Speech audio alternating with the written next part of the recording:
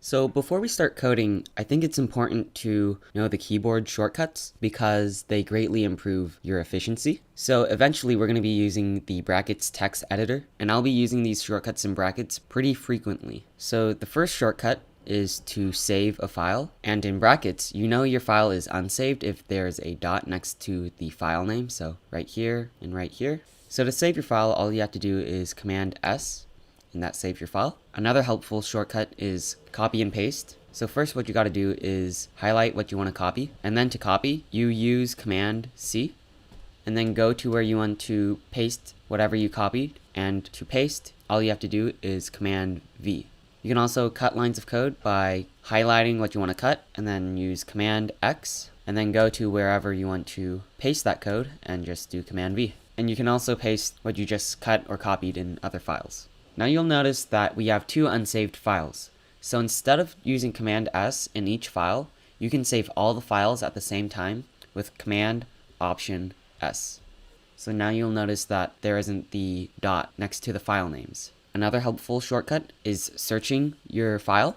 So let's say I had a really big file with a lot of code in it. To search that file, I could use the shortcut Command F and search whatever I want to find, and it will highlight it for me. And if there's multiples, you can see that I can go through every occurrence of whatever I want to search. Another helpful shortcut is to replace words or characters, and that shortcut is Command Option F, and it will give me what I want to replace, and it will let me search up anything just like Command F, and then I could replace it with whatever. So I could replace every occurrence of the number 7 with that, and then just go through each one, and it replaces every 7 with 3 A's. You can also replace things that aren't necessarily in the file that you're editing. So if I wanted to replace the 4 here in file 1 and the 4's in file 2, I could use Command Option Shift F, and I can replace 4 with hello.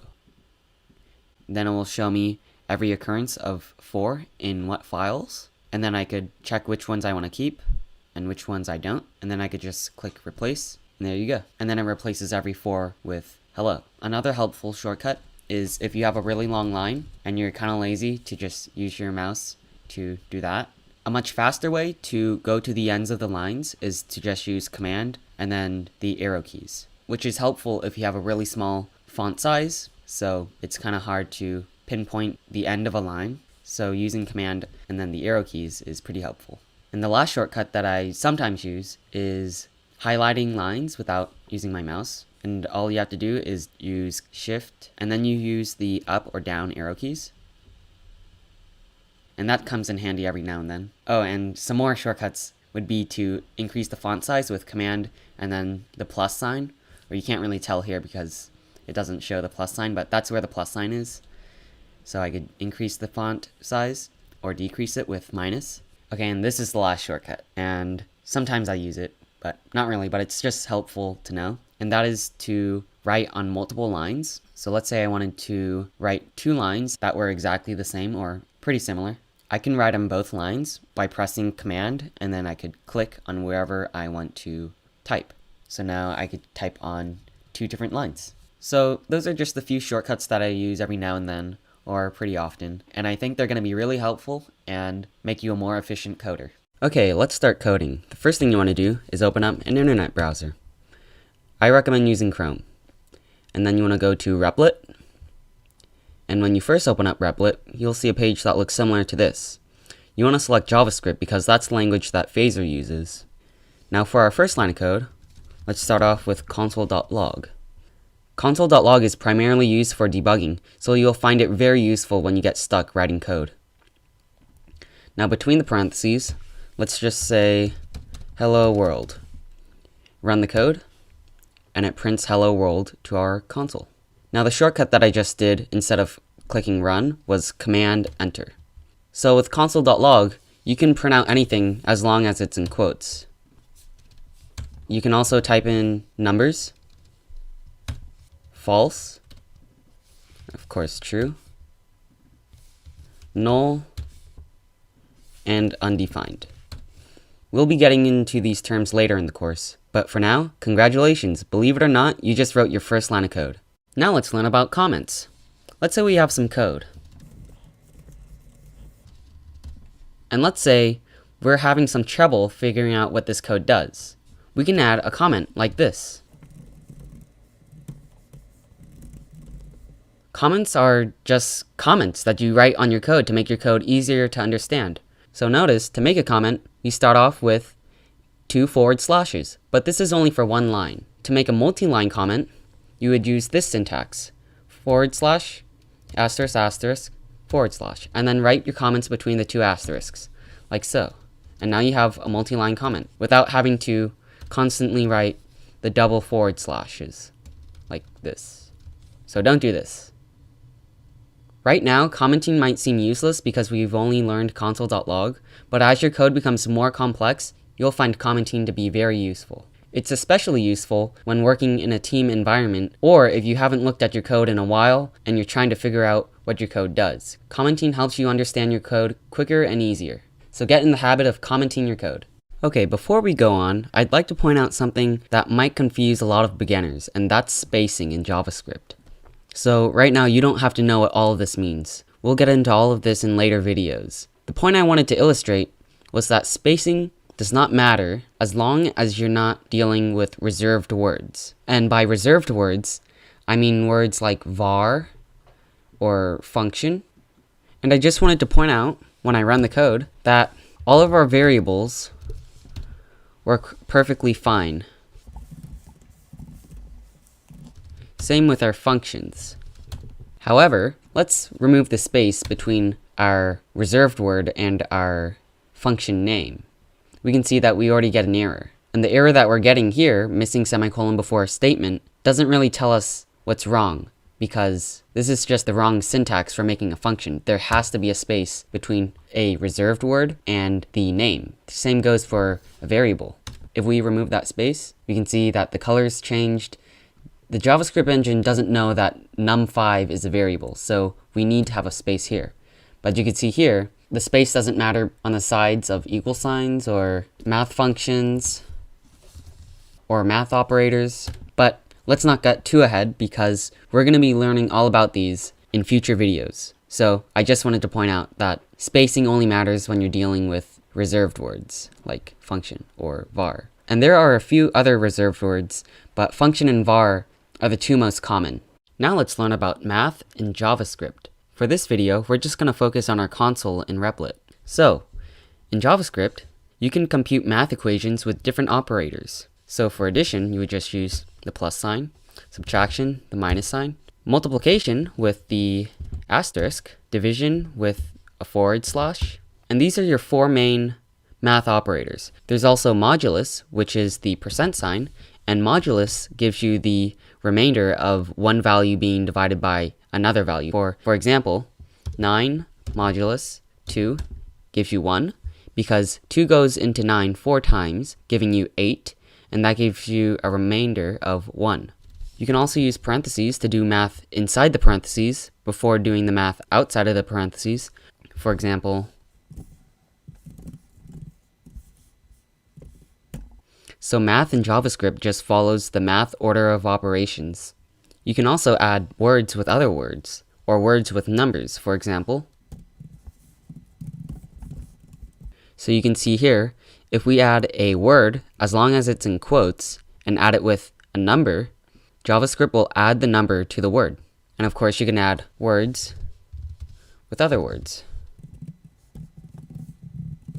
However, you can't subtract words or multiply words. You can only add words, which is called concatenation. So now you know how to use the math operators in JavaScript. Now we're going to learn about the comparison operators. Comparison operators return either true or false. And usually you would use comparison operators in conjunction with while loops, if statements, else if statements, and a few other things. But for now, we'll just focus on the operators themselves. So for example, equals equals is a comparison operator, and it checks for sameness. So 1 equals 1, that's true. 1 is greater than 1. 1 is less than 1, it's false. We can also do 1 is less than or equal to 1, that's true. There's also greater than or equal to. There's also not equals, so 9 equals 9, that's true, but 9 not equals 9, which is the exclamation mark with a equal sign, that's false. And this will return false only if the left side of the operator is equal to the right side of the operator. We can also compare words, so that makes sense, right? There's also another operator which looks like this, which is 3 equal signs instead of 2 equal signs. And the only difference here is that this is the strict version of equals to. So for example, 1 equals 1, that's true. However, if we put one of the ones in quotes and one not in quotes, it returns false, because the strict version of equals to checks for data type. And what that means is, well, for this example, this 1 is a number, but this 1 is a string. And a string is like a word, and words don't equal numbers in JavaScript. It's kind of confusing right now, but we'll learn about data types in a later video. But for now, congratulations, you just learned 7 different comparison operators. Now let's learn about variables. You can think of variables as people, and these people only have one job, and that job is to remember the last thing they were told. It's kind of hard to conceptualize at first, but it'll just make sense the more you practice. So to make a variable, you start off with var, and then the variable name, and then the value. And then you end your line with a semicolon. Now a semicolon is just like a period at the end of a sentence. In JavaScript, semicolons are not necessary, but they make your code easier to read. So I recommend using them as often as you can. So your variable can have any name, as long as it doesn't start with a number. Believe it or not, one of the hardest parts of JavaScript is naming your variables. So here, variable name is not a good name for our variable because it doesn't give us a good representation of what our variable means. I think num makes more sense. So this variable is a number type. Its data type is a number. It can also have decimal points, and it can also be negative as well. The next kind of variable is the Boolean, and that can either be true or false. Booleans can be used for things like if statements, while loops, and a few other things, which we'll get into a later video. The last kind of variable we're going to learn is the string type, and a string is anything that's in quotes. A string can be empty, like so, and of course it could have words in it, it can have spaces, it can have sentences. It's just anything that's in quotes, and JavaScript just looks at this like a sentence. So if we run our code, nothing happens, because we're not console.logging anything. Now in our console, we don't have to write console.log. Our console does it for us. So if we want to console.log num, we just type in num. And we could see here it equals negative 123.0123. Bool equals false, and we can see here it equals false. And string equals whatever this says. We can also add variables with other variables. So we can add string with num, and we can see here that JavaScript just concatenates our number variable to our string. We can also reassign variables. So right now, this is what num equals. We can reassign num to equal something else, like that. And now we can see num equals 345. Same thing with Boolean variables, and of course strings. Now there's 2 more types of variables I'd like to teach you, and that would be null and undefined. So null and undefined mean kind of the same thing. Basically, null and undefined mean their value is nothing. The only difference is, when a variable is set to null, we are assigning it a value that is a value that does not exist. And you can see here, we're getting a warning because this is redundant. An undefined variable is a variable that is just declared like that. So once again, a null variable is explicitly set to equal nothing. An undefined variable is just a variable that hasn't been defined. Now let's learn about arrays and objects. An array is like an empty folder, and this is what they look like. So this is our empty folder, and with arrays, we can hold lists of information, and we separate each element with a comma, and it's good to space things out. So here, we see we have an array, which has a length of 5, or it has 5 elements. And arrays are useful because you can use them like lists that hold similar elements. So what if we only want to get one element from our array? We would use something called bracket notation, and that looks like this. So here, we are using brackets to get the first element of our array, and that returns 1. So when you want to get an element at a specific index in an array, you would start from 0. So let's say we want the 5th element. Since we start at 0, we know that the 5th element is at index 4. So 0, 1, 2, 3, 4. And we can see here, we get 5. We can also have arrays that have different data types, like so. And that's just because JavaScript is a very flexible language. In languages like Java, you would only have arrays or array lists that can only have a single data type. But in JavaScript, you can see here that we can have different data types in the same array. And of course, we could also have variables in our array and objects. So this is an empty object. Objects are very similar to arrays, except there are a few differences. One being it uses the curly brackets instead of square brackets. And when we put stuff in objects, we give each element a property name. So objects have properties, like so, and the properties have values. So let's make a human object with me. And you can see here that it's very similar to an array. The elements are separated with commas, but you can see that we're using curly brackets where we have to name each element with a property name. Or another way you could think of this is that objects have properties and properties have values. Let's just run the code. And to get a specific property of an object, we would use something called dot notation instead of bracket notation. So we can get human.name, and we could see it's equal to Michael, age 18. So you can see the similarities between objects and arrays, but you can think of objects as things, like objects. And these objects have different properties. And so with that in mind, you can see that objects can be useful for storing character information. Because with property names, it's easier to know which value is assigned to what.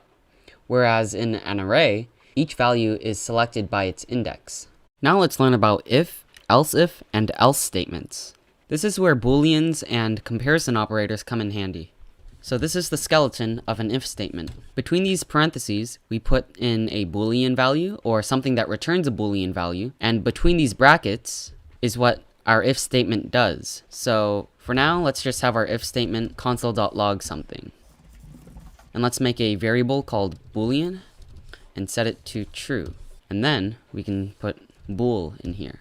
Run the code, and we can see here that something is printed out. That's because bool is true, and because bool is true, our if statement runs the code between its brackets. If bool were false, and we ran the code, nothing would happen, because an if statement will only run its code between its brackets if this boolean is true. We can also use our comparison operators, and because 1 does equal 1, this returns true, and so our line of code is ran. And let's make this equal false.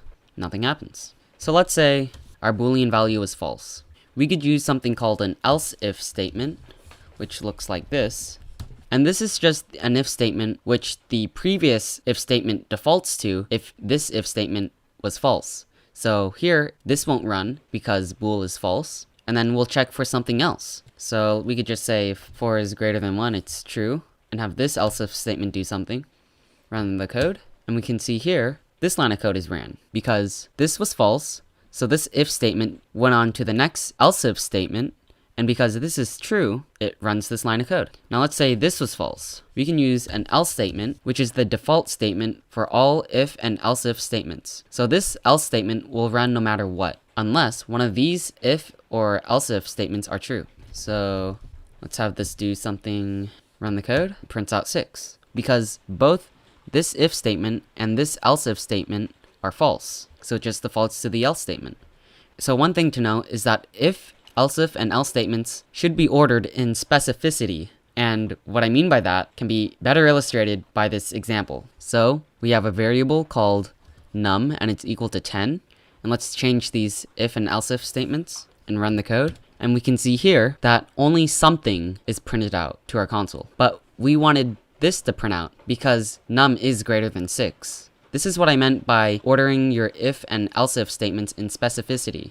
So let's change the order of these if and else if statements and change our num variable to something else and run the code. let's change this so it's easier to understand. We can see here that num is not greater than 6, so it defaults to this else if statement, and it prints out something to do instead of something to do, even though num is greater than 1. So that's just something to keep in mind when making your if, else if, and else statements. Now you know how if, else if, and else statements work. Now let's go over while and for loops. I'm first going to go over what for loops are because they will make while loops easier to understand. So to make a for loop, we start off with for, and then parentheses. And between the parentheses, we start by declaring a variable, usually it's I, and set it to something. And then we'll set a limit for when to stop looping. So in this case, we'll have I is less than 10. And then we'll have something that increments our variable, which can be something like I++. And let's just have console.log in our loop and run the code. So what just happened? Well, we first defined a variable I, and then we console.logged it. So that's why 0 is printed out, because I starts off as 0, and then it loops again. But right after you finish one loop, you increment your variable. And so that's why when this for loop loops a second time, I has been incremented by 1. So that's why 1 is printed out, and then so on. Now you don't have to always increment by 1. You could also increment by 2, like so. And one thing to point out is that it will stop looping when I is less than 10. So once I is equal to 8, it's incremented by 2. And at that point, I is equal to 10, so it's not less than 10, so it doesn't print out 10. So you just saw me use I++. I++ is the same thing as I equals I plus 1. Is there an I++ version for incrementing by 2? No. But you can do I plus equals 2, and that's the same thing as what we just had. So let's run the code, and it does the same thing, because I plus equals 2 is the same thing as I equals I plus 2. So that's how a for loop works. Now, for a while loop, the syntax is this. And we'll just have our while loop do something for each time it loops. And for this example, we'll have a variable called I and set it to 0. So this is very similar to our for loop. When we run the code, we get the same output as the first time we ran our for loop. First, we're defining a variable I and setting it to 0. And while I is less than 10, it will run this code. So first, I is equal to 0. I is less than 10, so it console.logs I, which is 0. And then it increments it by 1. So that's how we get 0 through 9, because once I is equal to 9, it's incremented by 1. So then it equals 10, which is not less than 10. And so it just stops at 9. So why would you want to use a while loop? Well, a while loop is useful for when you don't know how many times you're going to be looping. For example, if you had something random. So let's change things up.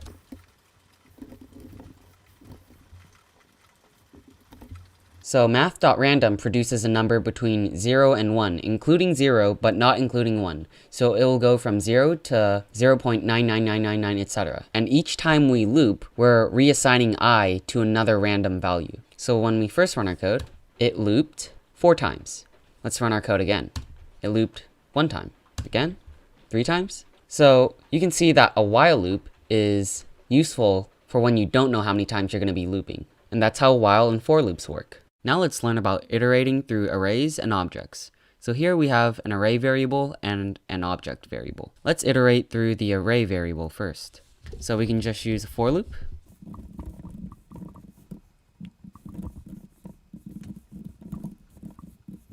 So one thing to note is that all arrays have a property called length, and length is just the amount of elements in the array. So let's run the code, and it prints out each element of our array. We can also use a for each loop, which looks something like this. And we get the same effect. Now a for each loop is a little complicated because it uses something called a callback function. And what the for each loop does for an array is it takes each element and we're assigning it to I, and then we are console.logging I in our case. And of course you could do a bunch of other things like incrementing I by 1, but we'll learn more about functions in a later video. Now to iterate through an object, we can't use a for loop because if we try to, you'll notice that we'll get stuck. And just writing it out, you can already tell that we cannot get an index 0 of object because we don't have indexes in objects. We only have properties. So instead of a for loop, to iterate through an object, we would use a for in loop like this. We can see that it prints out each property name of our object. Now what if we want to print out the property values? Well, we would just take our variable and use bracket notation and put an I and run the code.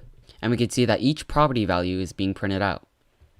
So one thing that I didn't mention in my arrays and objects video is that you could use bracket notation to get the property value of an object. So just to clear things up, we have an object variable called obj, and here are its properties and values. We can use bracket notation, but we have to put the property name in quotes. So p1, and that gives us 1. However, if it's not in quotes, we'll get an error. So make sure if you want to use bracket notation when getting the property values of objects that you put in the property names in quotes. But I prefer just using dot notation because it takes up less space. So that's how you iterate through arrays and objects. Now let's learn about functions and methods. A function is basically a block of code that does something. So to make a function, we start off by typing in function, and then a function name, parentheses, and then curly brackets. So instead of function name, let's call our function add, and between the two parentheses is where you put in the arguments for your function.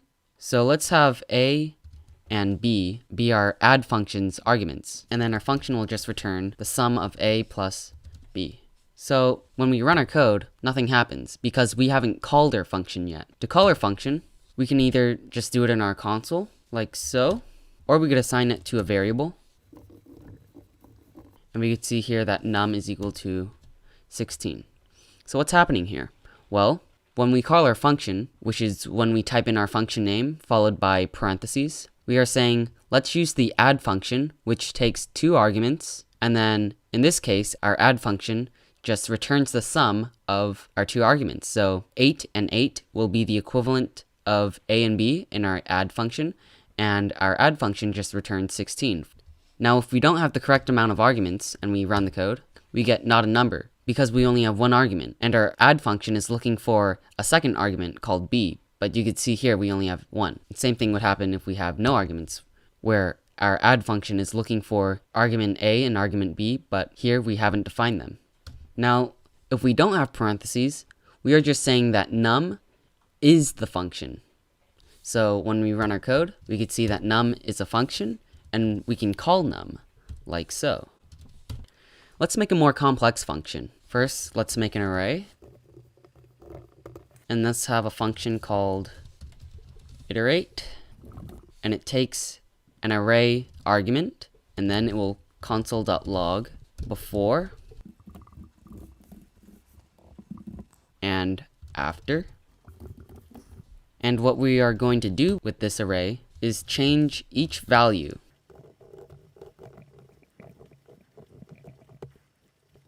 And let's call our function down here and run our code.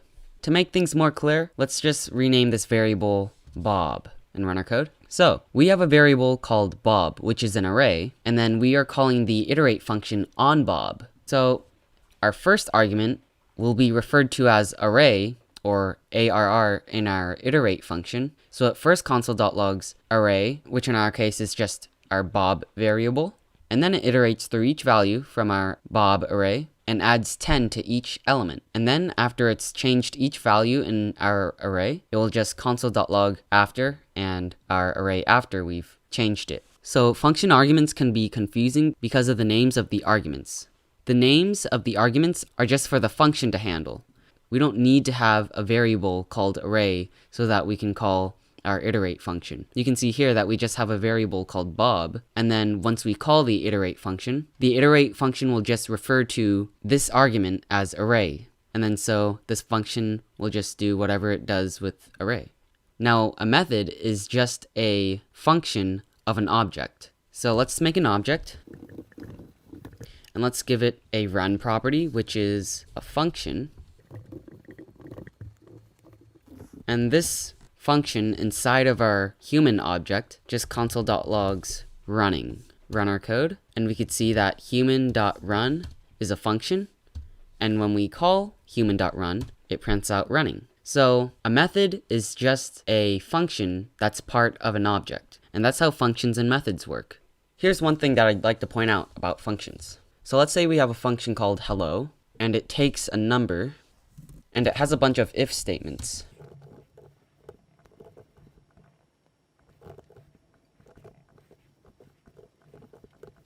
Like this.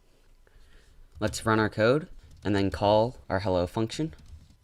And we can see here, we're only getting one return value, and that's just num, even though we are also returning, or we should be returning, num times 2 and num times 3, because all of these if statements are true. So the point that I'm trying to illustrate here is that once you return something in your function stops executing. So here, we can see num is greater than 10, so it will return just num, and the function will stop executing. All of this code does not matter once something has been returned. Let's make another function called greater than, and this function takes two variables. Let's add in some if statements.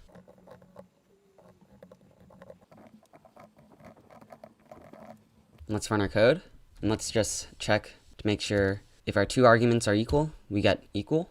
If our first argument is greater than the second argument, we get true, and we get false if it's the other way around. So first, let me point out that if your if statement only has one line, then the curly brackets are not necessary. So this if statement right here is the same as this. But I'd also like to focus on this else statement. This else statement is unnecessary because we already know that if A is less than B, then we should be returning false. So we can just remove this else statement, run our code, and we get the same results. One last thing I'd like to talk about functions and methods is scope. And you can think of scope as where a variable can be used. So to demonstrate scope, let's make a function called hello. And inside our function, we're going to be declaring a variable called num and setting it to a number. And then let's console.log num and run our code. And let's call our function hello. So we can see here that it just prints out the value of num. However, in this case, because we declared num with var inside our hello function, we can only use num inside the hello function. So if we try to print out num, num is not defined. If we define a variable called num and run our code, we can see that here, num is equal to 6. If we call our function, their num is equal to 234, but if we print out num again, we can see that it's still equal to 6. That's because num inside of hello is a local variable, and if we declare a variable outside of our function, it's a global variable. So we have a global variable called num, but that num is different from this num. Scope is just something to keep in mind when you're making variables and functions. So now you know how to use functions and methods, but you also know how to stop functions from executing using return, and also about scope. Now we're going to be learning about the developer tools, or dev tools. So in Chrome, to open up your dev tools, right-click and then click Inspect. You can also just use Command-Option-I, and we can see here we have a bunch of tabs that tell us everything about our internet browser and the web page that we're on. But we'll just focus on console. Console does the exact same thing as Replit. The only difference is that you don't need an internet connection to use our DevTools console, but also we don't have the split screen that Replit has, which I like. But it does the exact same thing that Replit does. However, if you want to return to a new line, we can't click enter. We have to do shift enter. So when we are debugging our code, we won't be using Replit. We'll be using our DevTools. Now we're going to be learning about regular expressions. For this, make sure you're on rubyler.com. It says Ruby regular expressions right here, but it also works for JavaScript. Regular expressions are used for searching a string for a specific pattern. So for example, let's type in a string here. And in our regular expression, we can type in a word that we're looking for. So here we can see that Michael is being returned. And at the bottom, we can see all of the different regex selectors. So let's say I wanted to search a string for 3 consecutive numbers. So let's just type in a bunch of stuff. And for our regular expression, we would put \d, and we can already see that we're getting every digit in our string. And if we want exactly 3 in a row, we would just do something like that. That's the gist of regular expressions. As you can see, there are a lot of options for regular expressions, but this is essentially how regular expressions work. So let's translate this over to JavaScript. let's make a variable string and just put in a bunch of stuff and run our code. To use regular expressions in JavaScript, the two most commonly used methods are match and test. So to use test, we start off with a regular expression and then put a dot, and then we're calling our test method. And between the parentheses, let's put our string, run our code, and we can see that we get true. So test returns a Boolean, and it returns true because we have a JK in our string. We can also use match, except instead of putting the regular expression or regex first, we would put in the string, dot, and then match, and then in the parentheses, we would put our regex. So something like that, run our code. And we can see here that we have JK in our string right here, as well as the index or the location of it, and the input that we invoked the match method on. Now, what if we have multiple JKs in our string? Run our code and run the same function. We can see here that we're only getting one JK. What if we want to get all of the JKs in our string? Well, we can just add a G outside of the 2 forward slashes, run the code, and you can see that we get a list of every JK in our string. Now, what the G stands for is global. So it will search everywhere in the string. The G is what you would refer to as a modifier. Now there's a bunch of other modifiers, but I find that G is the most commonly used. So another good website for regular expressions is regex101.com. And this is similar to Rubular, except you can see that the interface is a little more complex, but it gives you a list of all of the modifiers that you can use. And that's how regular expressions work. Now let's learn about map, reduce, and filter. Map, reduce, and filter are used for modifying arrays. Let's start off with learning how to use map. First, we need to make an array. Now that we have our array, let's call the map method on it. The argument we're going to put in for our map function will be an anonymous function. And what an anonymous function is just a function without a name, like so. In this case, this function is also called a callback function, because we are using this map method on our array. And what map does is it uses this function, which we are about to make, and it will invoke this function on each element in our array. So for our function, we'll have one argument, and in this case, this argument will be the value of an element in our array. And what map does is it changes each value in an array. So we have to return something.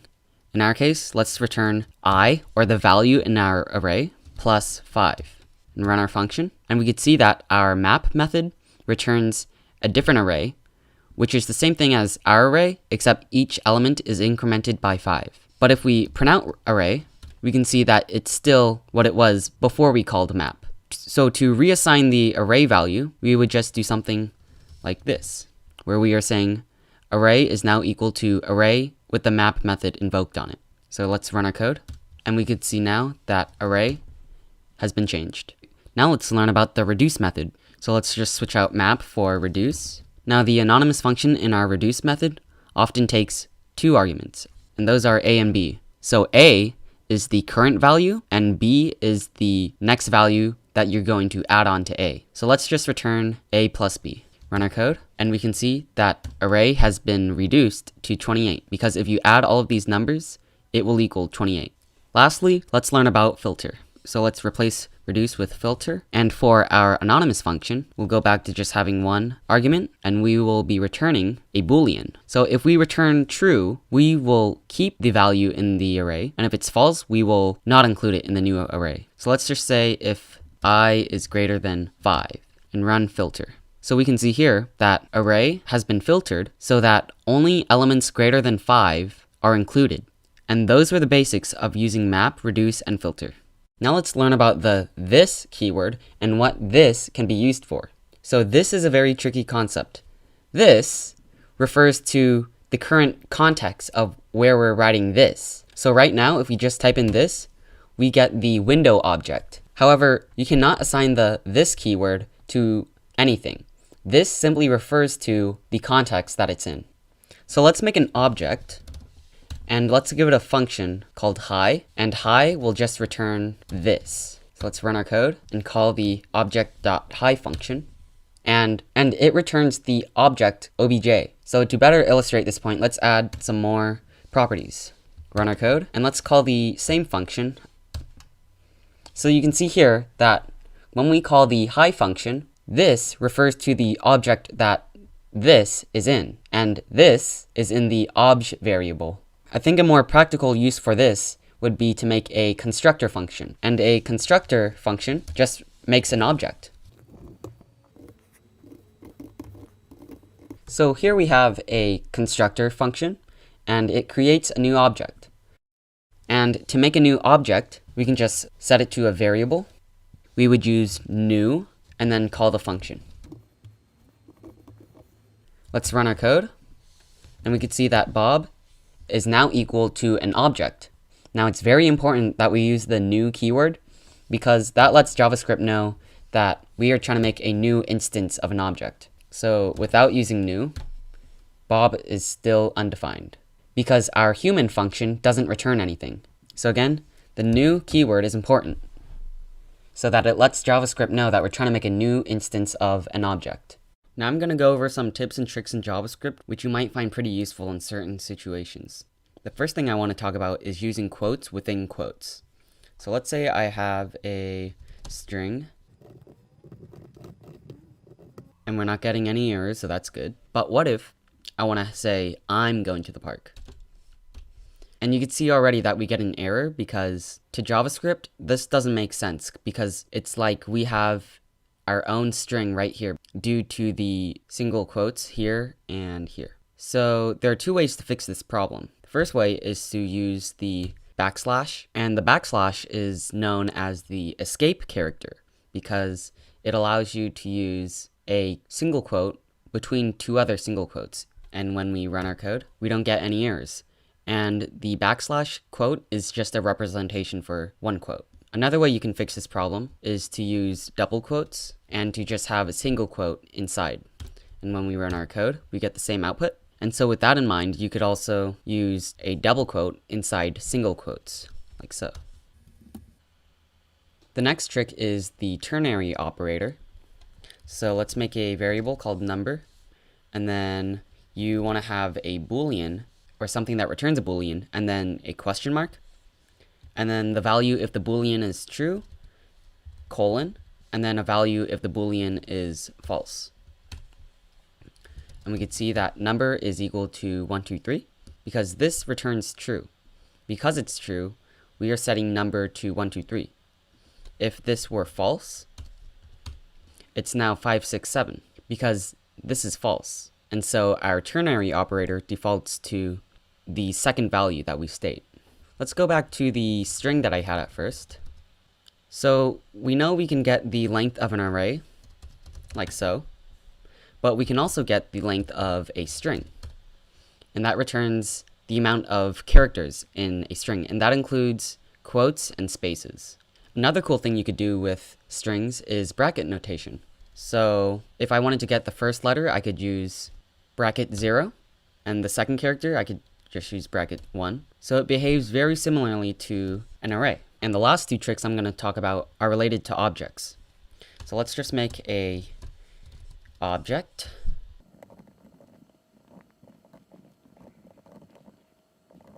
So here we have a variable called human, and it has a property called name, and its value is Alex, property called age, and its value is 23, and it has a property of sports, and it's an array of 3 different sports: golf, basketball, and football.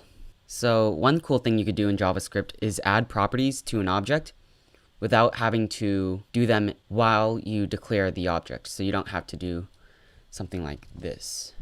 We can actually just use our object variable, so human, and then the property that we want to add, and then we could set it a value like so.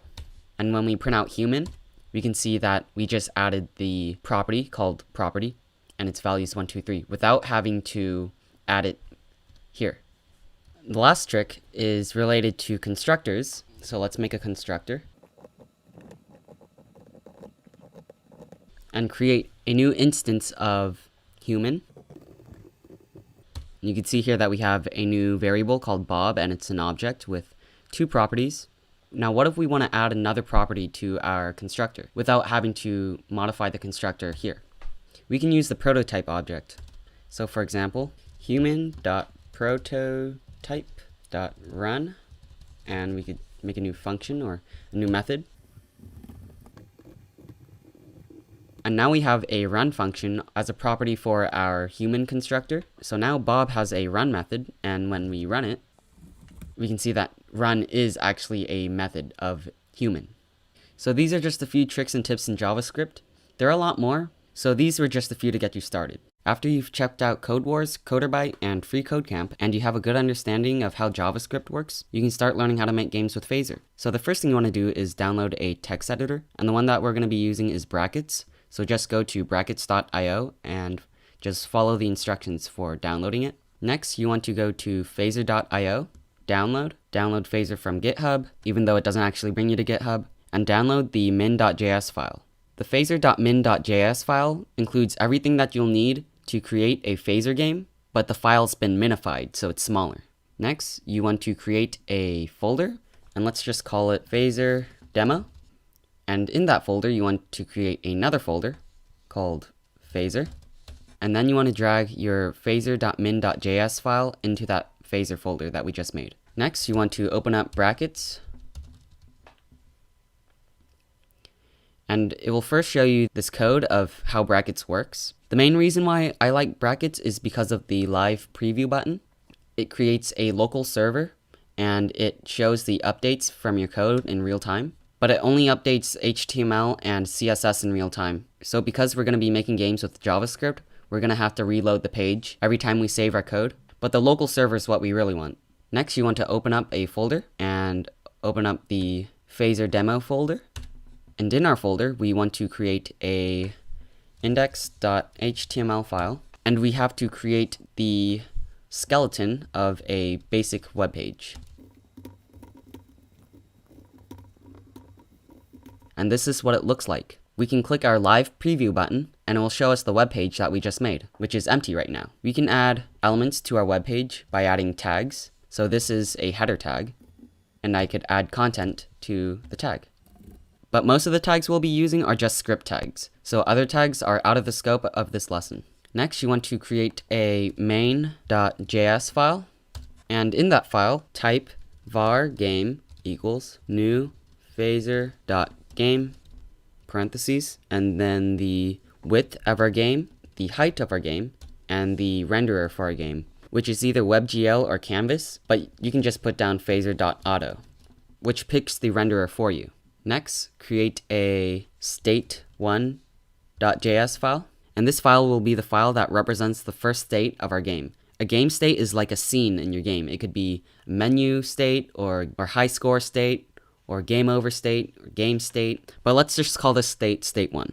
So in our first state, we have to create a object variable and just name that object the name of your game. So in our case, let's just name it demo and set it to an empty object.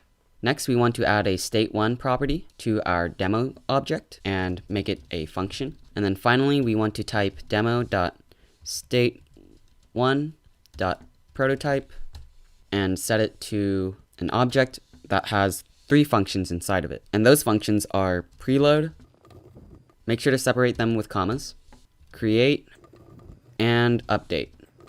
Let's go back to our main.js file and add a state to our game. And we do that by typing game.state.add parentheses, the name of our state or the key to our state, and then the name of the property in our demo object. So we've just added a state to our game. Now we have to start the state, and this will be the first state that will be ran when our game first loads. So let's type game.state.start parentheses and the key of our state, which is state1. Let's go back to our index.html file, and now we have to add script tags, which basically load scripts into your web page. So to add a script tag, we just say script, and we add a source attribute to our script tag. And for our first script tag, we'll load the phaser.min.js file. Because we put phaser.min.js in our Phaser folder, we have to say the name of the folder first, and then phaser.min.js. This is the path of where our phaser.min.js file is. So this is what our script tags will look like. We start off with an opening tag and a closing tag. Make sure phaser.min.js is the first script that you load into your web page. Next, we'll add another script tag and set the source to our state1 file. And finally, in our body tags, we'll load our main.js file. and then save everything. You can do so with Command S, which saves the file that you're currently editing, or Command Option S, which saves all the files. And you can see here that we have a black screen. This is a screen for our game. If we open up our developer tools, which you can do so with Command Option I, or right click and inspect, we can see that our black screen is a canvas element. What you just wrote was the boilerplate for any Phaser game. And as of right now, our game is just a blank screen. Right now, our code is saved locally on our computer. But what if our computer breaks, or we want to work on our code on a different computer? We can save our code online, and the most popular way to do so is through GitHub. So go to github.com and make a GitHub account. After you've made an account, click New Repository. A repository is like a cabinet that holds all the files to a certain project. So let's just name our repository Phaser Demo, and create repository. Next we have to open up our terminal. You can do so by using the shortcut Command spacebar and just type in terminal. You can also use iterm. Iterm and terminal do the same thing, so it doesn't matter which one you use. So to save our code, we have to go to the correct directory. If we want to know which directory we're in, we use the command pwd, or print working directory. You can think of directories as locations in your computer. So right now, I'm at my root directory, but I want to be in the Phaser demo directory. We can do so by using the cd command, or change directory, desktop/Phaser demo, and capitalization doesn't matter. And now when we print out our working directory, you can see that we are in the correct directory. Now we have to link our directory to our repository on GitHub, and we can do so with the following commands: git init, git add --all. This will add all of our files to our commit. Our commit is made on the next command, which is git commit -m, and just say first commit. A commit is like a screenshot. Git add --all adds all of our files to this screenshot, and then we can push our screenshot to GitHub. So run this command, and then copy this command on GitHub, which sets the origin for our remote, and then use this command to push our commit to our repository. Your terminal might prompt you for your GitHub username and password, so just enter those and you should be able to push your commit to our GitHub repository. So now, if we go back to GitHub and we refresh the page, you can see that our code has successfully been pushed to our repository. Okay, before we start writing more code, it's important to understand how Phaser games work. So if you go to phaser.io, click examples, and it will give you a list of pretty much everything you can do with Phaser. So let's just go down to input, and let's check out this example. So in this example, I can move right or left depending on which arrow key I press. And below you can see the source code to the example. So because the author of this code only has one game state, the author doesn't have to say game.state.add game.state.start. This is the equivalent of those two lines. But what I want to focus on are the preload, create, and update functions. There's also a render function, but that does roughly about the same thing as the update function, so we won't be using that for this lesson. So let's go back to the preload function. The preload function is primarily used for loading images. So here we can see the author is loading a ground image, a river image, sky image, etc. A sprite sheet is a collection of images, and it's used for animation. We'll get into what all this stuff means in a later video, because I just want to focus on the preload, create, and update functions. So the preload function is only called once, and that's at the beginning of your game state, and it's primarily used for loading images. The create function is similar to the preload function, except the create function is used for setting the initial values for everything in your game state. So here we can see the author is adding the background images, and because you only have to add the background images once, you put it in your create function. And here we're adding more images, and this line right here has the game camera follow the UFO sprite. But again, we'll get into what all this code means in later videos. The update function updates the frame of your game. It updates the frame of your game roughly 60 times a second, depending on the performance of your code. So going back to the example, our update function is being called right now, and my right or left arrow keys aren't pressed down. As soon as I press down an arrow key, the update function will check that, yes, the right arrow key is being pressed down, and it will invoke these properties on the UFO sprite. So each frame in the game is a still image. So for example, this could be frame 1, frame 2, frame 3, frame 4, frame 5. And when you run those frames 60 times a second, it creates the illusion of motion. That is essentially how phaser games work. Now that we have one state, let's add multiple states. We can start by making another JS file. Let's call it state2.js. And we can copy all this code except for var demo equals an empty object because we only have to make a game object once. And just paste it into state2.js. And now we have to replace state1 with state2. But instead of replacing 1 with 2 manually by just typing it out, we can use the shortcut Command Option F, and that will replace the specified word with the word you want to replace it with. So here I'm specifying state1, and I want to replace it with state2. Replace, replace. Command Option F is especially useful when you have to replace a lot of words with the same word. Now let's go to main.js and just copy this line, and again replace state1 with state2.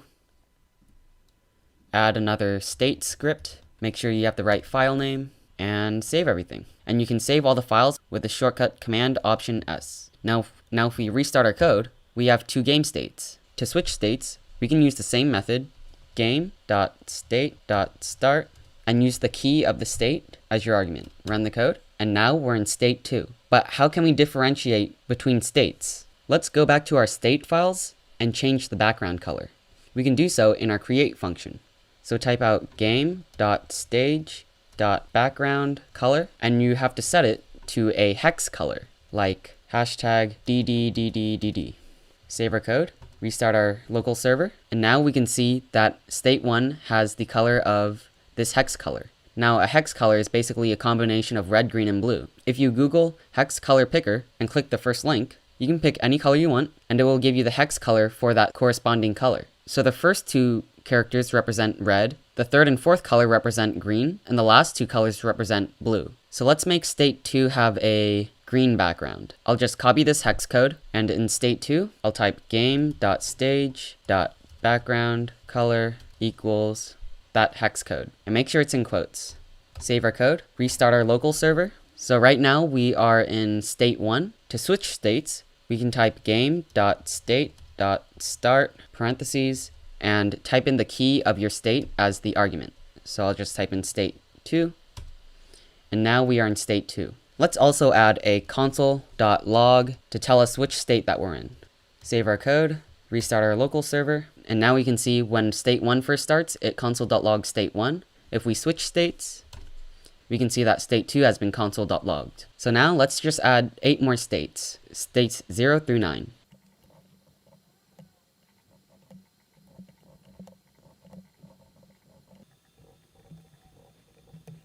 And let's just copy the code from state 2 and paste it in all the files that we just made. And now we have to refactor the code.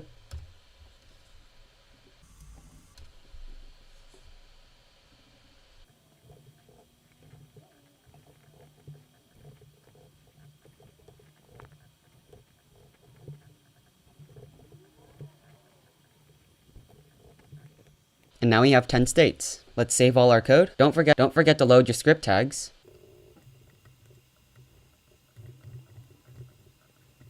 And you also have to add the states in your main.js file.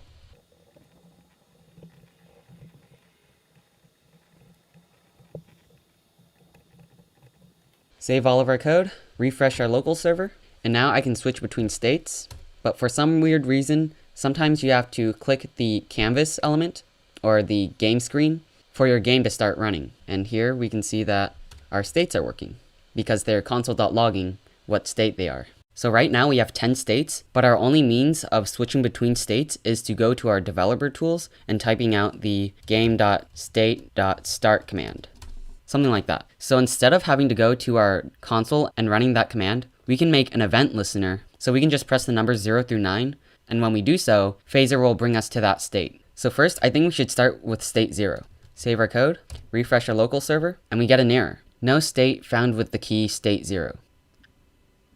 The error here is that I forgot to load my state0.js file. Refresh, and we get another error. So this time, our console tells us that our error is in state0.js, and it's on line 1. So let's go to state0.js, and it says demo is not defined.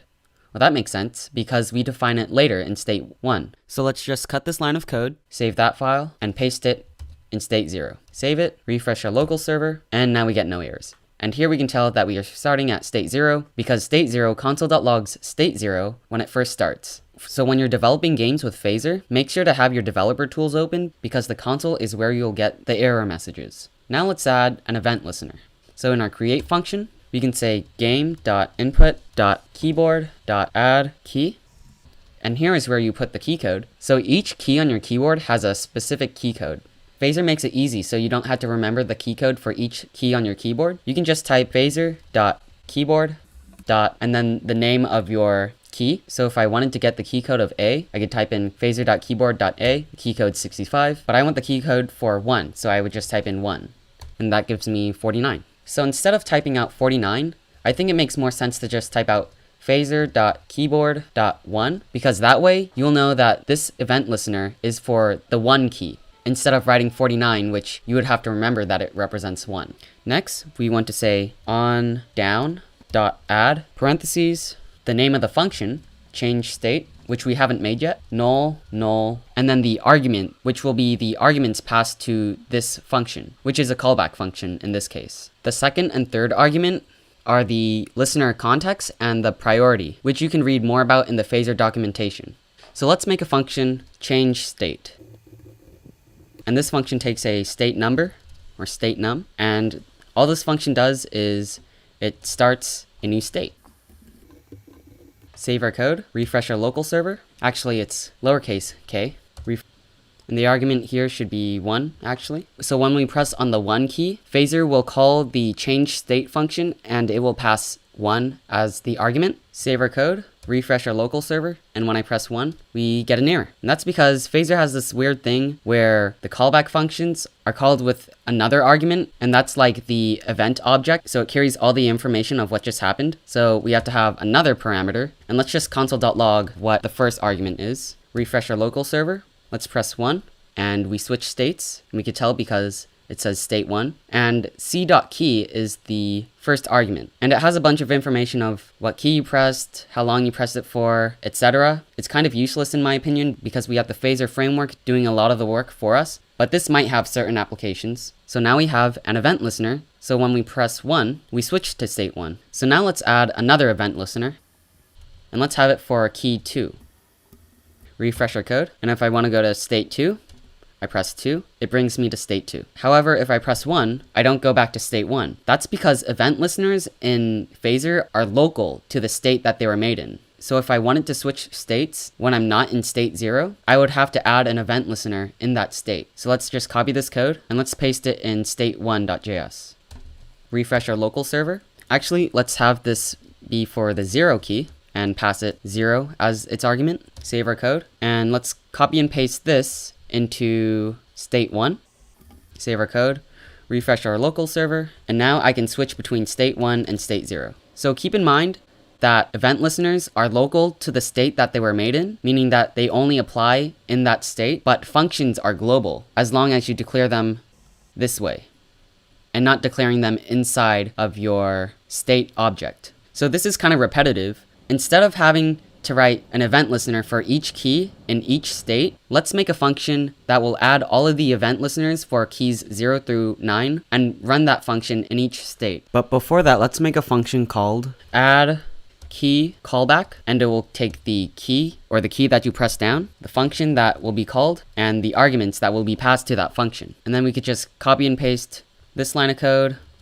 put it there, replace this with key, and replace that with args, and replace this with function. Don't forget to indent your code. It makes your code easier to read. So let's call our add key callback function in our create function. Our first argument is the key. So let's say phaser.keyboard.0. The function will be change state, and our argument will be 0. And we can delete this line of code, save our code, refresh our local server. I'm getting another error. Oh, this time keyboard is capitalized. Save our code, refresh our local server, and let's switch to state 1. And if I press 0, we go back to state 0. So now we have a function, add key callback, that adds an event listener to whatever key you specify it. So let's add an event listener for keys 0 through 9.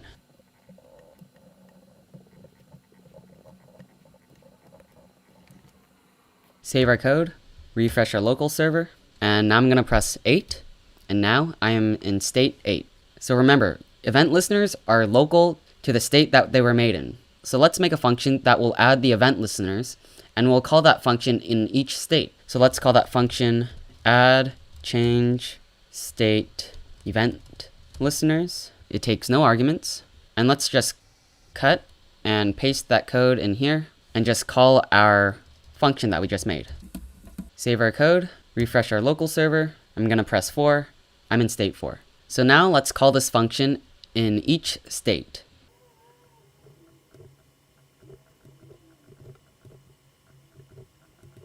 Save all of our code, refresh our local server, and actually I'm going to delete that console.log here because we don't need it. And now I can switch between each state by just pressing the keys. I think now's a good time to change the background color of each state so it's even easier to tell which state you're in.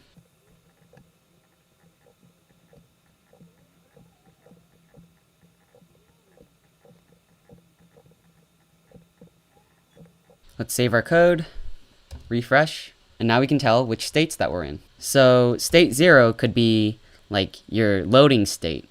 State 1 could be your menu state. State 2 could be like your game state or level 1. State 3 could be level 2. You know, a state is basically a scene in your game. So now I think it's a good time to push our code to GitHub. Remember to change to the correct directory.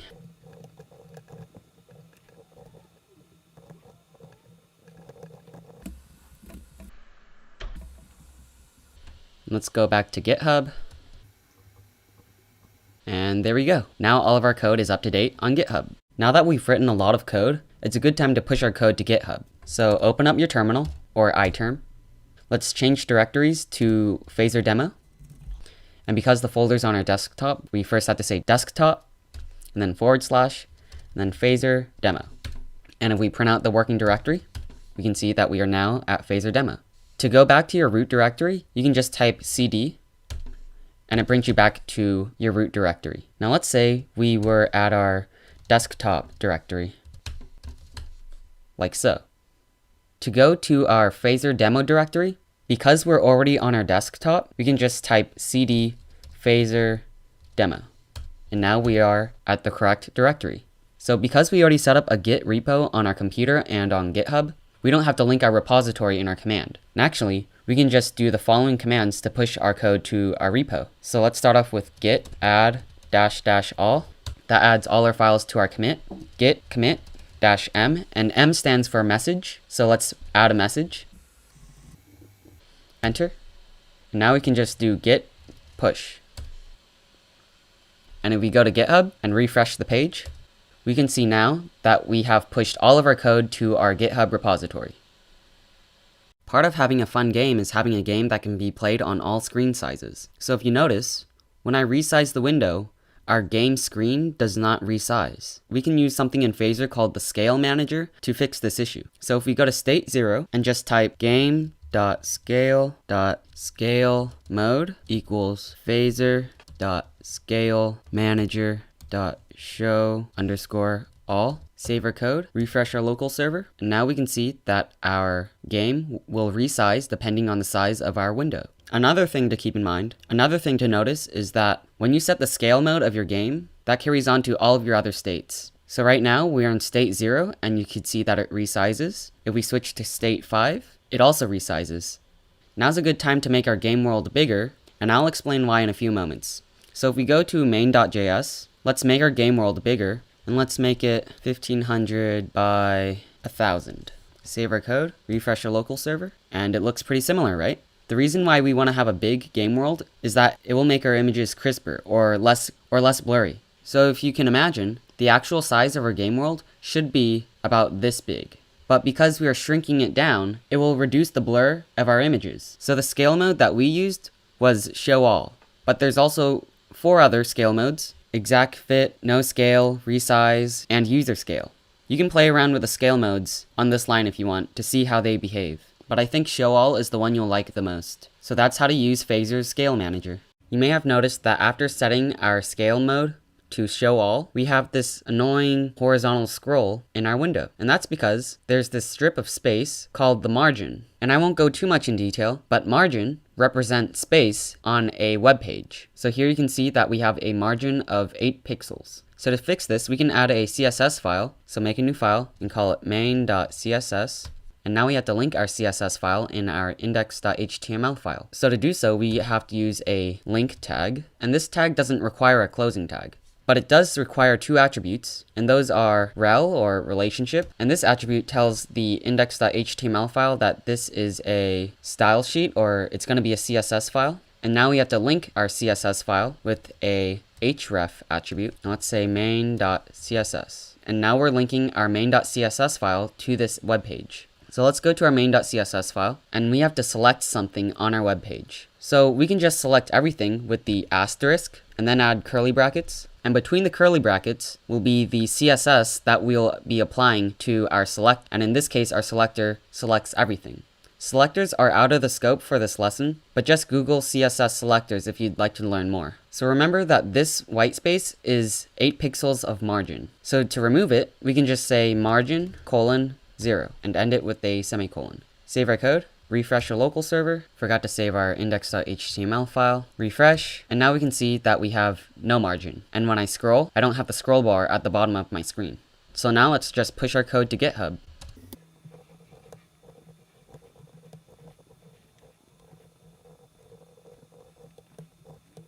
And there we go, we just pushed our code. Now we're going to start adding images to our game. But before that, we need to make our images.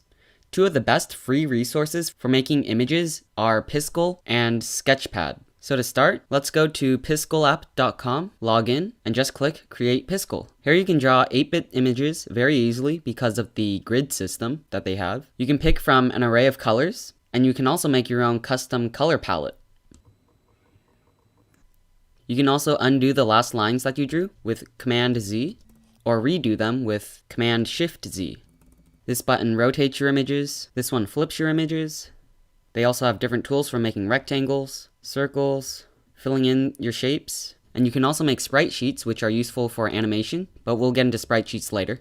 So there are a lot of features in Piskel, and I won't be going over them, so just go to piskelapp.com and start creating images. And when you're done with your image, you can save it on the website and click Save Gallery, or you can export them and download them onto your computer by downloading the PNG. The next website is sketch.io. Once you're on sketch.io, click Sketchpad, and this website is used for making more organic images or smoother images. So there are different writing heads, and again, you can change the color and undo all your lines or redo all your lines with Command Z and Command Shift Z. And again, there are a lot of features on this website that I won't be going over, so just go to sketch.io and just play around with it. And when you're done with your drawing, just click Export, and make sure to set your format to PNG, and just click Download.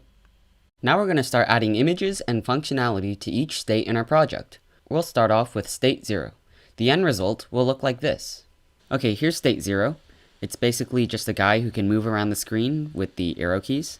Things to take note of are that he animates while he walks, and that our camera has a dead zone, so the camera will only follow our character when he's at this point on the screen, or if he's at this point of the screen. Otherwise, if he's between those 2 points, then the camera doesn't follow him.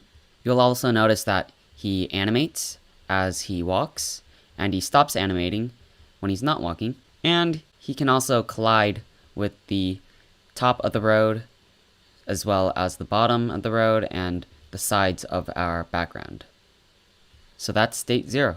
So first you want to go to Piskel and make an image. This is one I made earlier. He's like a fatter version of Zelda, and I named him Adam. But that's not important. But when you're finished making your image, you want to resize it. So right now, our image is only 26 by 50 pixels. That's a really small one compared to the size of our game world.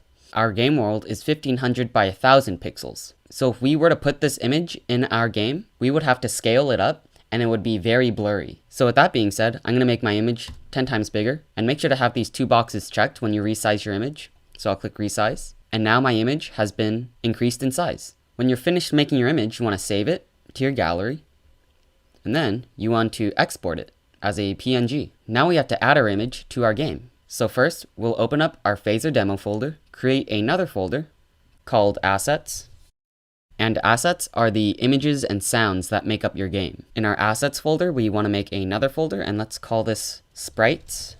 Now we have to drag our file into our Sprites folder. So make a new Finder window with Command N, click Downloads, there's our file. Let's just drag it into our Sprites folder. Now let's go back to brackets, and here we can see we have an Assets folder. In our Assets folder, we have a Sprites folder, and there is our atom.png. So you'll notice there's this invisible box around our image. This can be problematic for several reasons. So to remove this white space, let's go back to where our image is in our folders, double click it, and now when I highlight it, we can see the invisible box. So let's just highlight the part of the picture that we want, and click Command K. That crops our image. So now when I highlight my image, we can see that the excess invisible space has been cropped out. Let's save our file with Command S, close this. And now we can see that we have removed the invisible box. And now we're ready to add our image to our game. So let's go to state0.js, and in our preload function, we can load our image. We can do so with game.load.image, parentheses. Our first argument will be the key for our image, so let's name our image Atom. And our second argument will be the path of where our image is. So our image is in assets /sprites / and then we find our atom.png file. Now that we've loaded our image, let's go to our create function and say game.add.sprite parentheses, and our first argument is the x position. So the width of our game world is 1500, and let's divide that by 2 to get the center of our width, and our height is 1000, divide that by 2, and our second argument will be our key for our image. Let's save our code, refresh our local server, and there's our image. Let's change the background so it's easier to see his hat. That's better. You'll notice that our image isn't actually in the center of our game. That's because images are drawn from the top left corner. Also, it's important to know that the origin of our game, or the 0, 0 coordinate of our game, is in this corner. So if we draw our image at 0, 0, save our code, refresh our local server, we can see that our image is drawn in the top left corner. So let's draw our image back in the center of our game, and we're probably going to be using the center of our game multiple times. So let's create a variable that represents the center width and center height of our game world. Let's replace these with center X and center Y. Save our code, refresh our local server, and there we go. A JavaScript tip here is instead of typing out var to declare each variable, we can separate our variables and their values with commas. Like so. So this line right here is the equivalent of these 3 lines. So to manipulate our sprite, which is just another word for an image in our game, we have to set our sprite to a variable. And let's just call him Atom and assign him that sprite. Now we can say atom.anchor.x equals 0.5, save our code, refresh, and now we can see that Atom is being drawn from the center of his image. And we can do the same for Y. Save, refresh, and there we go. We can also write this in one line with the set2 method. The first argument is X, and the second argument is Y. Save, refresh our code, and there we go. Now let's add some functionality to our code by being able to move Atom with the arrow keys. So if we go back to Phaser, this is the example that we looked at earlier. We can use the same implementation of if statements to change the position of our sprite. So pay attention to these 2 if statements. This one checks if the left arrow is down, and this one checks if the right arrow is down. When the left arrow is down, we are subtracting from the sprite's x position, and when the right arrow is down, we are adding to the sprite's x position. So let's go back to brackets, and in our update function, we'll use similar if statements. So if game.input.keyboard.isDown, parentheses, and our argument will be phaser.keyboard.write. And remember, this represents a key code. We will change the x position of Atom and add 4 to it. Save our code, refresh, and when I press my right arrow key, we get an error, and it says Atom is not defined. And this is relating to scope. Because we declared our Atom variable inside our create function, we only have access to the Atom variable inside this block of code. So let's delete var and declare Atom up here. Save our code, refresh, and when I press my right arrow key, we can see that Atom is moving. So let's change for to a speed variable, and we'll create our speed variable up here. And now let's make an else if statement if we press the left arrow key. We also have to change the plus to a minus, so we move in the opposite direction. Save our code, refresh, and now I can use the left arrow key. Let's do the same if and else if statements for vertical movement, except we'll replace a few letters. So let's make this up, down, and change X to Y. Save my code, refresh, and when I press the up arrow key, I go down. Because remember, our origin is up here in the top left corner. So when we add to our Y position, we're actually going down. So let's switch this plus sign for subtraction and this subtraction for plus. Save our code, refresh, and now I can move in all directions. We'll continue state 0 in the next lesson, but for now, let's push our code to GitHub.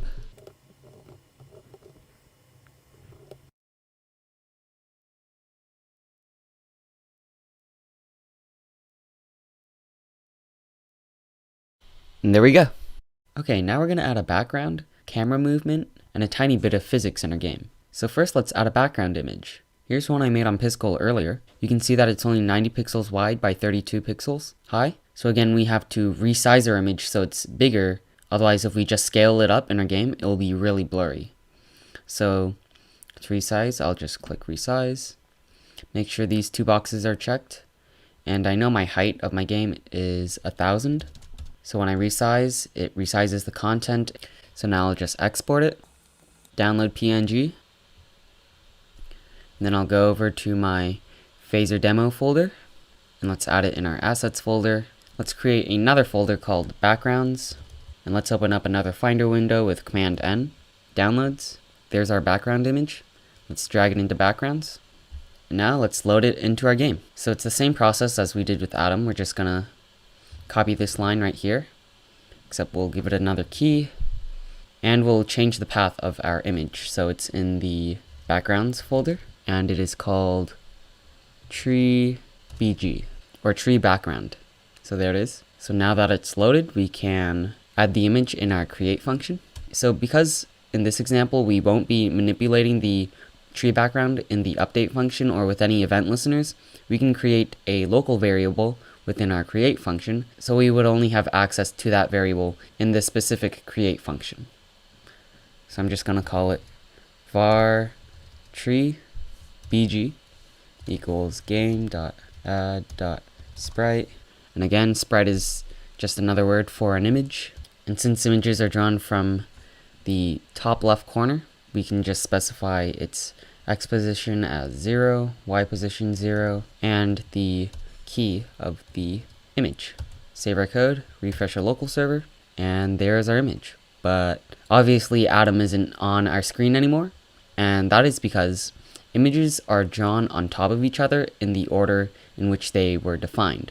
So these two lines is where I'm drawing Atom, but after these two lines, we are drawing the tree sprite on top of Atom. So if we just cut this line of code and paste it above where we drew our Atom image, save our code, refresh, we can see that Atom is now drawn on top of the background. So I think Atom is slightly too big for this background, so we can change the scale of our image with the following method. First, you say the variable name that represents the sprite, which in our case is Atom. So atom.scale.set to parentheses, and our first argument will be the width scale. So if I say 0.7, the width of our image will be 70% of its actual width. And let's do the same with height. Save our code, refresh, and now Atom is slightly smaller. So now we have a background that we can move around on. Let's just increase his speed by 2 because I think he's moving a little slow. That's better. Okay, so you'll notice that our camera doesn't follow our image. We can go to the Phaser documentation and find an example that does what we're looking for. So here's an example of camera movement, and it uses something called a dead zone. So when you're in this rectangle, you do not move the camera, but as soon as you go outside of the rectangle or on the edge, you can see that the camera will move with the character. And now we can just look at the documentation, and it looks like these two lines are what makes the camera follow the character. So let's go back and add those two lines. So here we can say game.camera.follow parentheses and the variable that represents our sprite, which in our case is Adam. We save our code, refresh, and our camera doesn't follow our sprite. And that is because we haven't set the bounds of our game. In other words, the camera in our game doesn't have a reference point of where it should be. So to add the bounds of our game, we can use this line of code, game.world.setBounds, parentheses, and then the x and y coordinates of where our bounds of our game is, and then the width and height, which in our case is 2813, because that's how wide our background image is, and it's 1000 pixels high. So let's save our code, refresh. Now we can see that our camera can follow our sprite. So now let's add the dead zone. So our camera only moves when our Adam image is on the edge of this invisible rectangle that we want. So again, we can just look at the documentation and its source code. They're using this line, so we'll use the same, with the arguments changed out, of course. So let's say game.camera.deadzone equals new phaser.rectangle parentheses. And for this example, we want our camera to be 600 pixels wide, so about this wide. So our first argument will be the origin of where our rectangle is drawn. So let's say center x, or the center of our game world, minus 300, because our dead zone is 600 pixels wide. So when we subtract 300 from where our rectangle is being drawn, it's going to be drawn in the center of our game. We also want our rectangle to be drawn from the top, so let's just have 0 as the y position, which again is up here on the top of the screen. And now the width of our rectangle and the height of our rectangle. And it's 1000 because that's how tall our game screen is. So let's save our code, refresh, and now you can see we have a dead zone.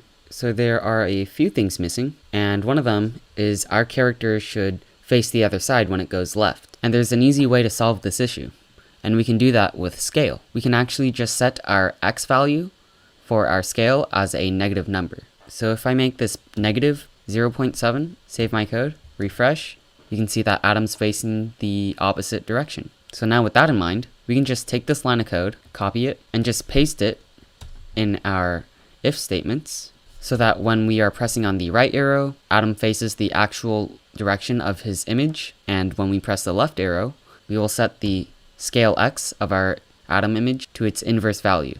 So let's save our code, refresh, and now when I go right, we're facing right, and when we go left, he's facing left. So the last issue we're going to cover in this video is the game bounds. So you can see that we have a character that goes out of bounds, and that's not what we want. We want to have our character stay on the screen. So to fix that, we have to add physics to our game. So whenever you're going to use physics in Phaser, the first line of code in your create function should be initializing the specified physics engine.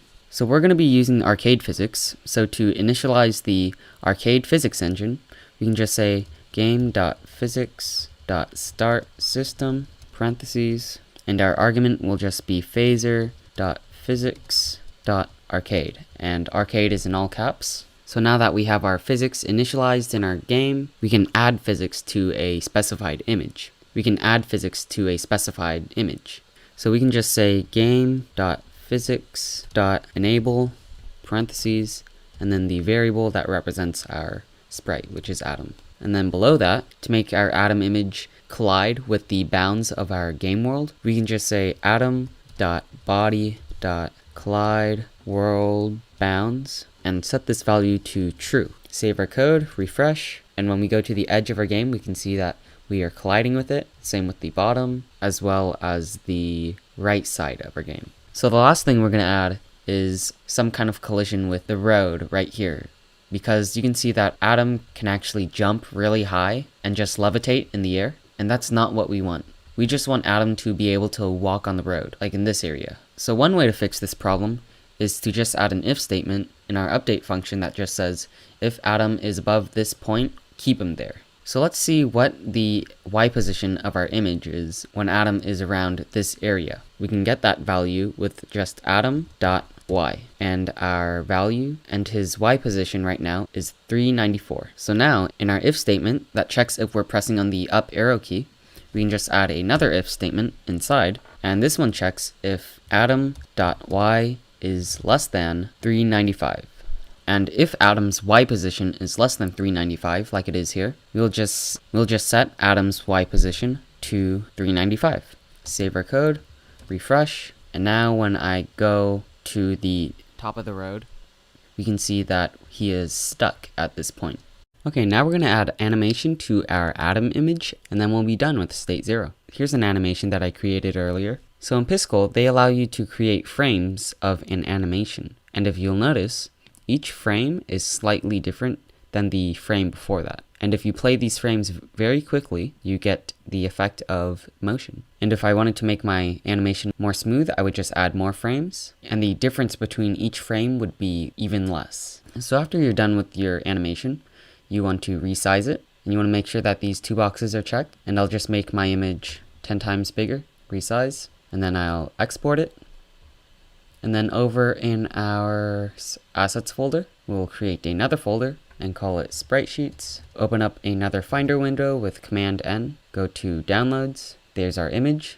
I'm going to rename it Adam Sheet because it's a sprite sheet, and we already have another image called adam.png, so it's good to name your files differently. And let's just drag this PNG into our Sprite Sheets folder. So if we take a look at our sprite sheet, we can see that it is each frame that we had, and Piskel automatically glues each frame to each other so that each frame is the exact same width. So let's go back to brackets, and instead of loading an image for Adam, we'll load a sprite sheet, and don't forget to change the path.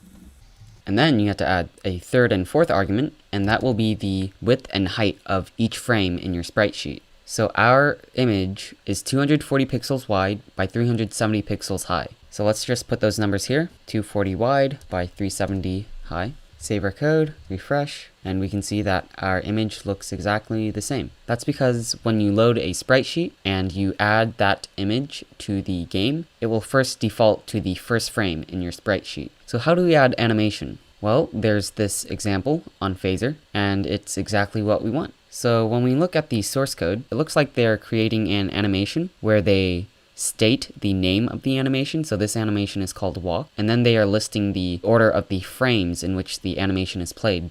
And then to start playing the animation, they just use the animations.play method. So let's choose similar code in our state 0. So here, let's create a animation called walk.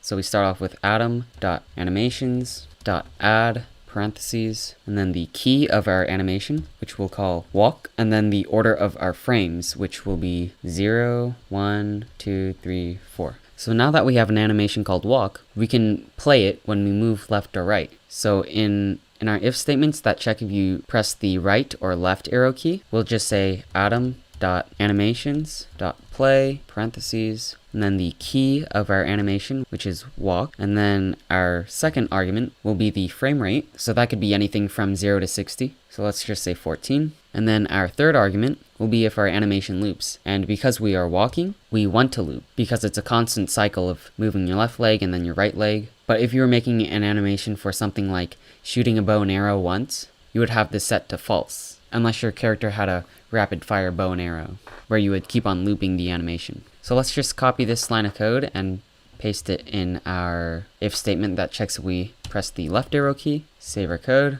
refresh, and now we can see that we have animation. But you'll notice that our animation keeps on going even when we're not moving. So to fix this, we can just call the stop method.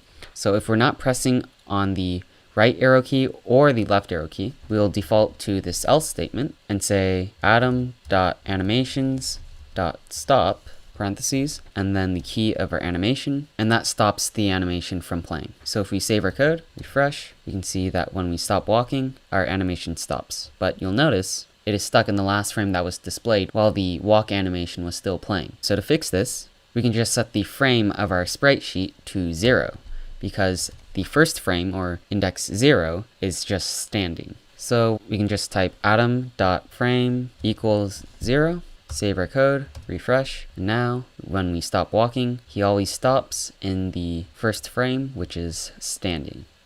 And that's it. You just finished state 0. Now's a good time to push my code to GitHub. So we'll just open terminal, cd, and here's a trick that I haven't taught yet. Instead of typing out the path of where your directory is, you can just type out cd and then space, and then you can just drag your folder into the terminal and it writes the path for you. Enter, and you can see that I'm at Phaser demo.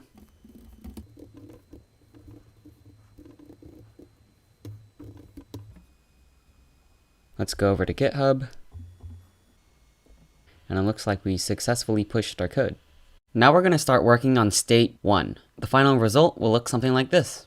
So this is state 1.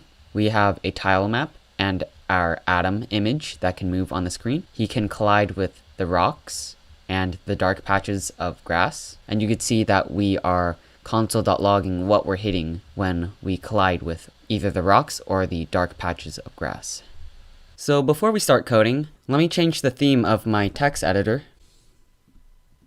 so that it's dark. It's just easier on the eyes, in my opinion. And now I'm going to make our code less redundant. So if you'll notice, in each state, we're saying we're console.logging the state number, and that's really redundant. So instead of console.logging the number of the state at the beginning of each state in the create function, let's just console.log in our change state function. So I can just say console.log and then state plus state num. Save my code, refresh. Okay, so now we are getting to console.log, so we know it's working. And now let's just delete our console.logs for our state numbers.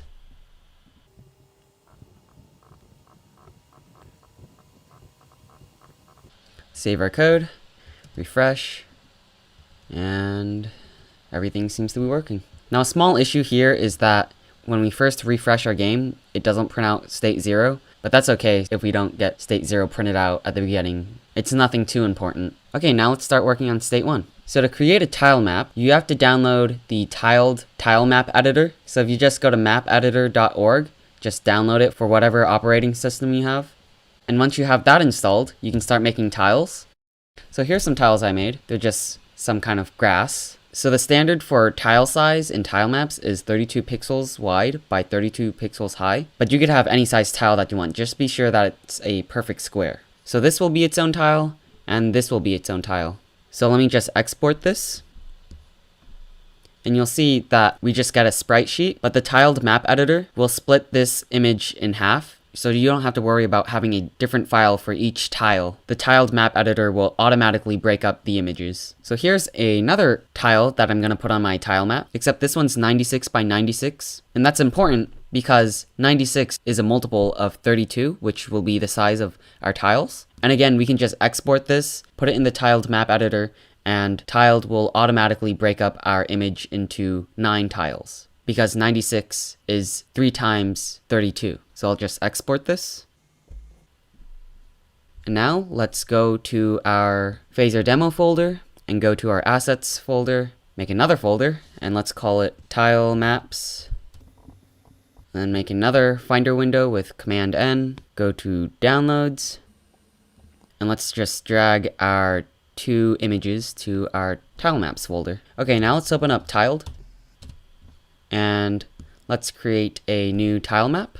And when you make a new map, make sure that the orientation is orthogonal, so we have square tiles. The tile layer format is CSV, and not base64 encoded, because Phaser doesn't support base64 encoded tile maps. And then you can just set the height and width of your tile map to whatever you'd like. And our tiles are 32 pixels wide by 32 pixels high, so this is correct. And let's just click OK. And now we're going to add our tile set images. So let's say we don't have any of these side toolbars here. We can just bring them back with View. And let's select tile sets, because that's what we're going to be adding. Now let's bring up our folder with our tile set images and just drag them in. So this tile set will be called rock tiles. All this information is correct, so I'll just click OK. And you can see that it automatically breaks up our image into 9 tiles. Now let's add our grass tiles. Click OK. Now we have our grass tiles. So one thing to keep in mind is that you can't add images to your tile set. All the tiles for a specific tile set have to be on one image file. So I can't make another rock on Piskel and then add it to my rock tiles tile set. I would have to create another tile set up here. So let's just add some grass. So I'll just select this tile, click the bucket, or the shortcut is F for fill, and then I'll just add the grass to my tile map. I'll zoom out and I'll add some more grass, except I'll use the stamp brush and just add it wherever. And I'll add some rocks. So I can just highlight this entire image and then just put it wherever I want to. Except you'll notice that our grass tiles here are gone and that we can see past the rock. So what we have to do here is add another layer. So I'll just undo what I just did with Command Z, and then I'll bring up my layers sidebar. So now I can see I have one layer. I'll actually just name it grass, and then I'll add another layer and call it rocks. And so now that I have my rocks layer highlighted, whenever I add an image, I'm adding to the rock layer. And I could also deselect the grass layer to show me whatever's on a specific layer. And I'll just add some more rocks.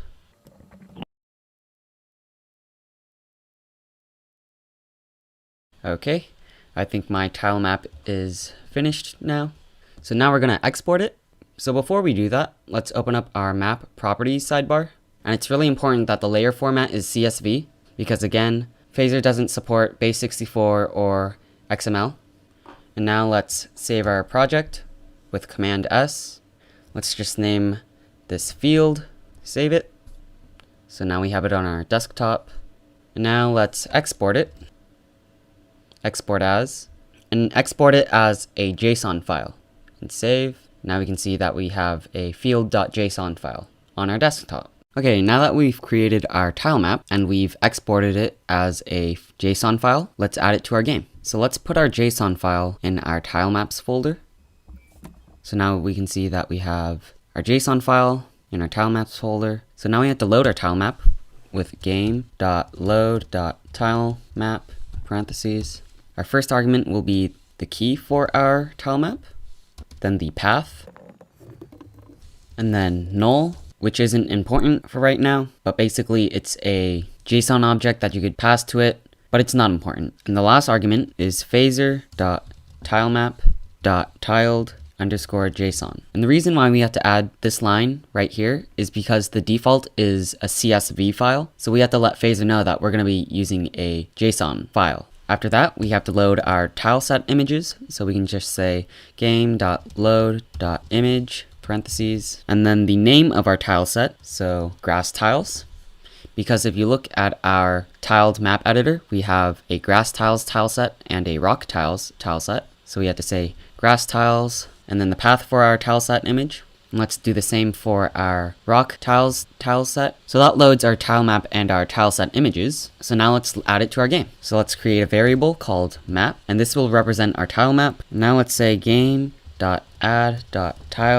map, and then the key for our tile map. Now we have to add our tile set images with map.add tile set images parentheses. Actually, there's no S. And then we say the key of our tile set image, and we can do the same for rocks. And now we have to add the layers to our tile map. So let's create a variable for each layer with map.create layer parentheses, and then the name of our layer, which in our case is grass and rocks. So let's add the grass layer first and do the same for rocks. Save our code, refresh our local server, and when we go to state 1, there's our tile map. So one thing that's worth noting is that, like sprites, our layers are drawn in the order that they were created. So if we created the rocks layer first and then the grass layer, we don't see the rocks anymore, because what's happening here is we're drawing the rocks, but then we're using the grass layer and drawing over the rocks. So keep that in mind, that the order of creating your layers matters. So just to review, first we have to load our tile map. And because we exported it as a JSON file, you have to say that it's a JSON file, otherwise Phaser will default to a CSV file. And then we have to add our tile set images, and then we have to create a tile map. And then we have to say that we are going to have a tile map, then we have to add the tileset images, and then we have to add the layers. So that's how you add your tile map to your Phaser project. Okay, now let's add a character to state 1 so that our character can move around in our tile map and collide with the rocks. So let's just use our Atom image. So here I'm just loading our atom.png file. Now let's create a Atom variable and set it to that image. And let's put them somewhere on our map. There's our image. And if you're wondering why I don't have to say var atom, it's because in state 0, we've already declared our Atom variable. And so when we just switch to a different file, this variable Atom carries on to whatever file that you switch to. So let's make our Atom image smaller with atom.scale.set to. Okay, that's better. Now let's add physics to our game with game.physics.start system parentheses phaser physics.arcade. And one thing to take note of is that when you start physics in your game, that physics carries on to the following states. So this line right here that I just wrote is redundant because we already started our physics in state 0. But if this were a separate project, then you would have to start the physics like so. Now let's add physics to our Atom variable with game.physics.enable parentheses, then Atom. And now let's add some input so that when we press on the arrow keys, Atom moves. So instead of saying game.input.keyboard.isDown, etc., we can use something called cursors, so you don't have to write all that stuff down. So let's create a global variable called cursors, and let's set cursors to game.input.keyboard.create cursor keys, parentheses. So this creates keys for our up, down, left, and right arrow keys. So in our update function, we can just say if cursors dot up, or whatever direction that you want, dot is down, and then we could change the Y position of our Atom sprite. So let's save our code, and when I press the up arrow key, he goes down, and that's because I have this switched around. It's supposed to be negative. Okay, there we go. But we want our Atom image to collide with the rocks, and part of that is instead of changing the position of our sprites this way, we have to use velocity. So after we enable physics on our Atom variable, we can use velocity with atom.body.velocity.y, and then we could set the velocity to whatever number. So I'm going to create a variable called vel, or velocity, and then I'm going to set it to 500. Save our code, refresh. Okay, he's moving fast enough, so this should actually be negative. Now let's add input for the rest of our arrow keys.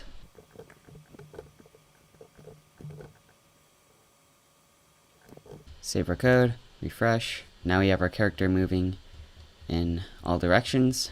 And actually, our character doesn't stop, so we have to add an else statement, where if our up and down arrow keys are not pressed, then our Y velocity should be 0. Take that code and then set our Y velocity to 0, and then we'll do the same for X, except change Y for X. Save, refresh, go to state 1.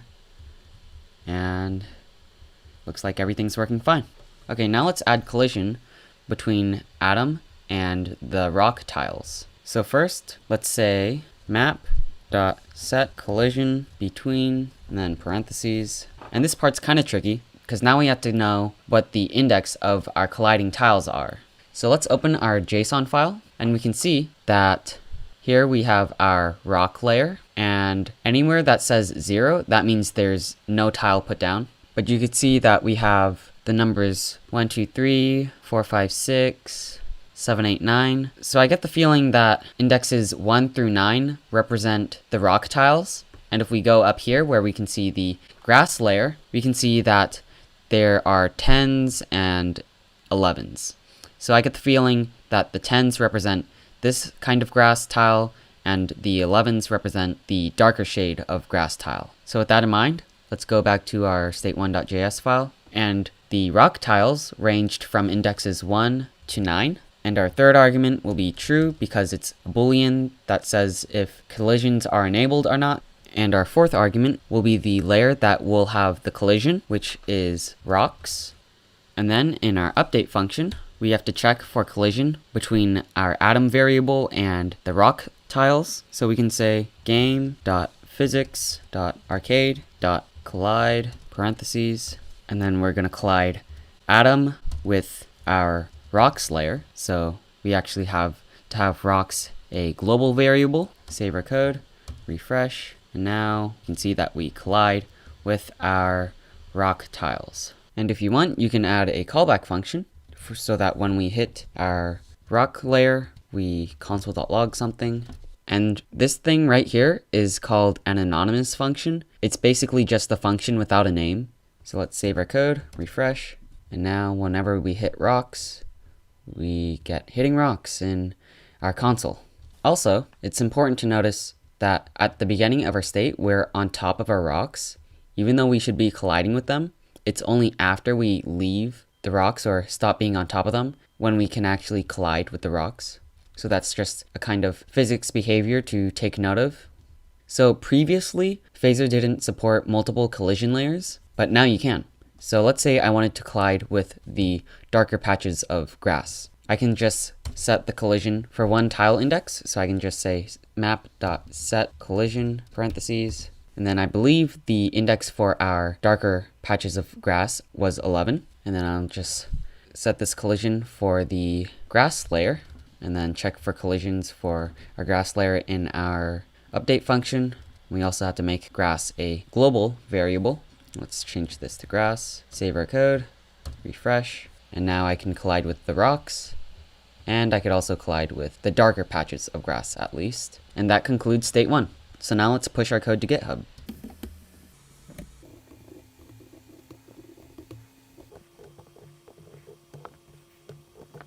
And there we go. We just pushed our code to GitHub. So one thing to mention about collisions and Phaser physics is that if you want your sprite to collide with something, you have to use velocity, because if we just used what we did in state 0, where we just said atom.y minus equal some value, save our code, refresh, that is not the same as giving an object velocity. So if I go up, you can see that we don't collide. But when I go in any other direction, because we're setting the velocity and we're not changing the position like this, we can collide with things. So that's just something to keep in mind. Now we're going to work on state 2. The end result will look something like this. So here's state 2. All it is a shooting example where if you hold down on the mouse, you can automatically fire bullets with no limits. And you can also shoot these sprites and they will kill themselves. So one thing to point out is that this sprite right here is just a regular sprite. We're using game.add.sprite, but these 3 sprites right here, these are part of a Phaser group. So we are not making 3 separate variables for each of these sprites, which is useful if you have a lot of enemies. And that's pretty much it. So to start, let's preload our images. And these are just images that I made on Piskel. So now let's add the base to the center of our screen. And now we have to set the anchor and the scale of it. Okay, that's good. Now let's add the barrel of the cannon. And again, we have to set the anchor and scale of our sprite. Okay, all looks good. Now we're going to make the barrel rotate to wherever our mouse is pointing. So in our update function, we're going to set the rotation of our barrel to game.physics.arcade.angle to pointer, and our argument will be barrel. But because we are using barrel outside of the create function, we have to make barrel a global variable. So at the top, I'll just say var barrel. So that way you can use the barrel variable anywhere in our code. Save our code, refresh, and there we go.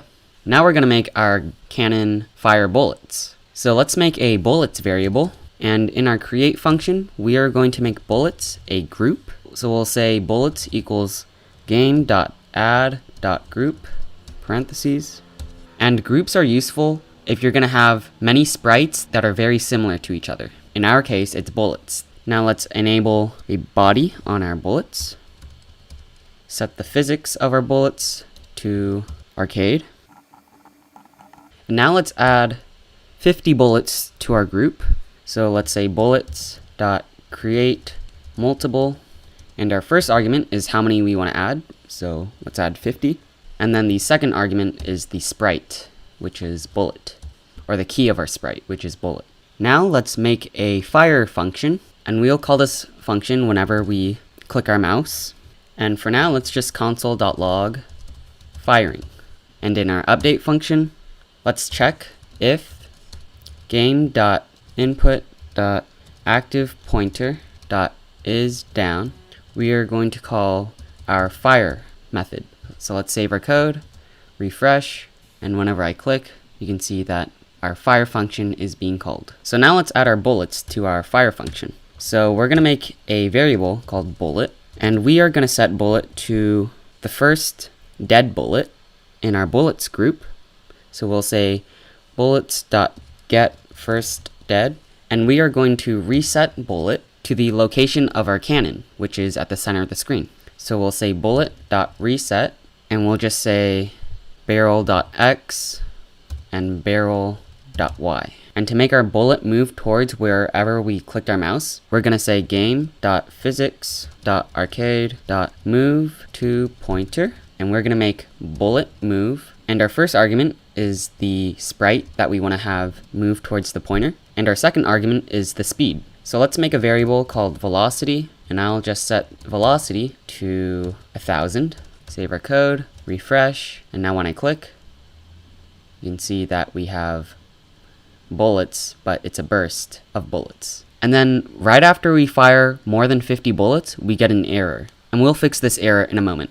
But first, let's fix the rotation of our bullet. So we can just say bullet.rotation equals game.physics.arcade.angle to pointer, and then we'll get the angle of the bullet to wherever our pointer is. Save our code, refresh. Oh, I'm actually forgetting a T. And there we go. Now our bullets are facing in the correct orientation. So now let's fix this issue of having a limited amount of bullets that we can fire. So one way to fix this is we can set every member in the bullets group to kill itself once it leaves the bounds of our world. So first, we have to say bullets.setAll, and for every bullet in our bullets group, we are going to set the check world bounds property, and it has to be in quotes, and we're going to set that to true. And then we have to set the out of bounds kill property to true. So let's save our code, refresh, and now we can fire more than 50 bullets. So what just happened right now was that we have 50 bullets on the screen. So in our case, when we have 50 bullets on the screen, there are no bullets that are dead. It's only after the bullets leave the bounds of the world where the bullets will kill itself, so it will be dead. And then get first dead will get the first dead bullet in our bullets group, and it will reset that bullet to the center of our barrel. So we can fix this issue by either adding a lot of bullets to our bullets group. So if I say 500, we won't run out of bullets and we won't get our error that says we can't reset our bullet. The second option is to limit the amount of bullets that you can fire, or limit the firing rate of your cannon. So the way we can do this is we can have an if statement that checks for the time that you last fired a bullet, and it will check if that time is greater than the desired firing rate. So let's just make an if statement and put all of this inside the if statement.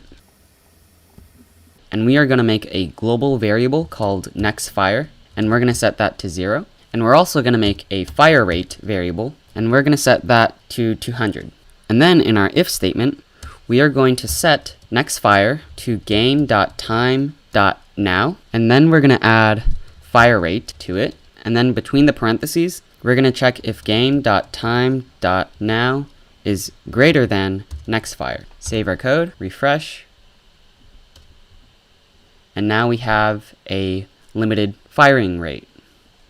So what's happening here is game.time.now is how long the game has been running for. So if I type it out right now, you can see that we've been playing for about 22 seconds, because this number is in milliseconds. So every time we fire, we are setting next fire to the amount of time played plus fire rate. And what this number represents is the time that you are allowed to fire. Because if game.time.now is less than next fire, or the time that you're allowed to fire, we won't fire a bullet. So now let's clean things up. So we don't need 500 bullets in our bullet group. And you'll also notice that our bullets are being drawn on top of our cannon barrel, and they're slightly offset. So first, let's draw the bullets underneath the cannon barrel. And we can simply do that by switching up the order in which we draw the sprites. So first, we're going to draw the base of the cannon, and then we're going to draw the bullets, and then we're going to draw the barrel of the cannon. Save our code, refresh, and now our bullets are being drawn underneath our cannon barrel. And now we're going to set the anchor of our bullets and the scale so that they render properly and it looks like they're coming out of the cannon barrel. So to do that, we can just say bullets.setAllAnchor.y, and we're going to set that to 0.5. Save our code, refresh. So that centers our bullet. And we don't have to set the anchor.x of our bullet because all we care about is drawing the bullet from the center of its height. And now let's set the scale of our bullet, of our bullets group. So let's say bullets.setAll and set scale x. And we're going to set it to 0.85. And let's do the same for y. And there we go. Now I don't think you can set scale just by itself to 0.5. So it looks like it doesn't work. So you can't use scale and set all. You have to state if it's .x or .y. Okay, now we're going to add enemies so that we could shoot them with our bullets. So first, let's make a enemy variable, and let's just set that variable to a sprite with game.add.sprite, and we'll just use the Atom image from state 0. So there he is. Now let's enable physics on our enemy with game.physics.enable enemy. And then in our update function, we want to check if bullet is overlapping with enemy. And if so, we will call a function. So to do that, we can just say game.physics.arcade.overlap.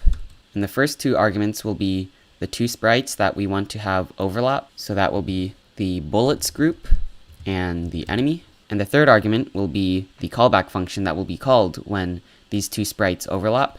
So I'm going to make a method called hitEnemy. And for now, we will just console.log hit. Okay, so now in state 2, we can see that whenever a child of the bullets group overlaps with enemy, it console.logs hit. So now what we have to do is we have to kill the enemy sprite and the bullet sprite. So to do that, we have to make bullet a global variable. So that way you can use the bullet variable anywhere in the code. And then in our hitEnemy function, and then in our hitEnemy method, we will just say enemy.kill, and then we will just kill the bullet variable. Save our code, refresh, and there we go. So now let's add a group of enemies to shoot, because sometimes when you have a lot of enemies in your game, it's better to use groups rather than creating a variable for every enemy. So to start, let's create another global variable called enemy group. And we will set enemy group to a group with game.add.group. And then we'll say enemy group.enable body to true. And that will allow the enemy group to use physics. And then we'll set the enemy group physics body type to phaser.physics.arcade. And arcade is supposed to be in all caps. So this is just saying we're going to use, the enemy group is going to use arcade physics. And now let's just create a for loop to create the enemies. So to create an enemy, we can just use enemy group.create. The first two arguments will be the x and y, position of that child in the group. And then the third argument will just be the image to use for that child. So let's save our code, refresh. Oh, I forgot to write an I. It's supposed to be a lowercase h. Okay, so there we go. So the bullets and the enemy group aren't colliding, but that's because we haven't coded that yet. But for now, let's change the size of the enemies in the enemy group.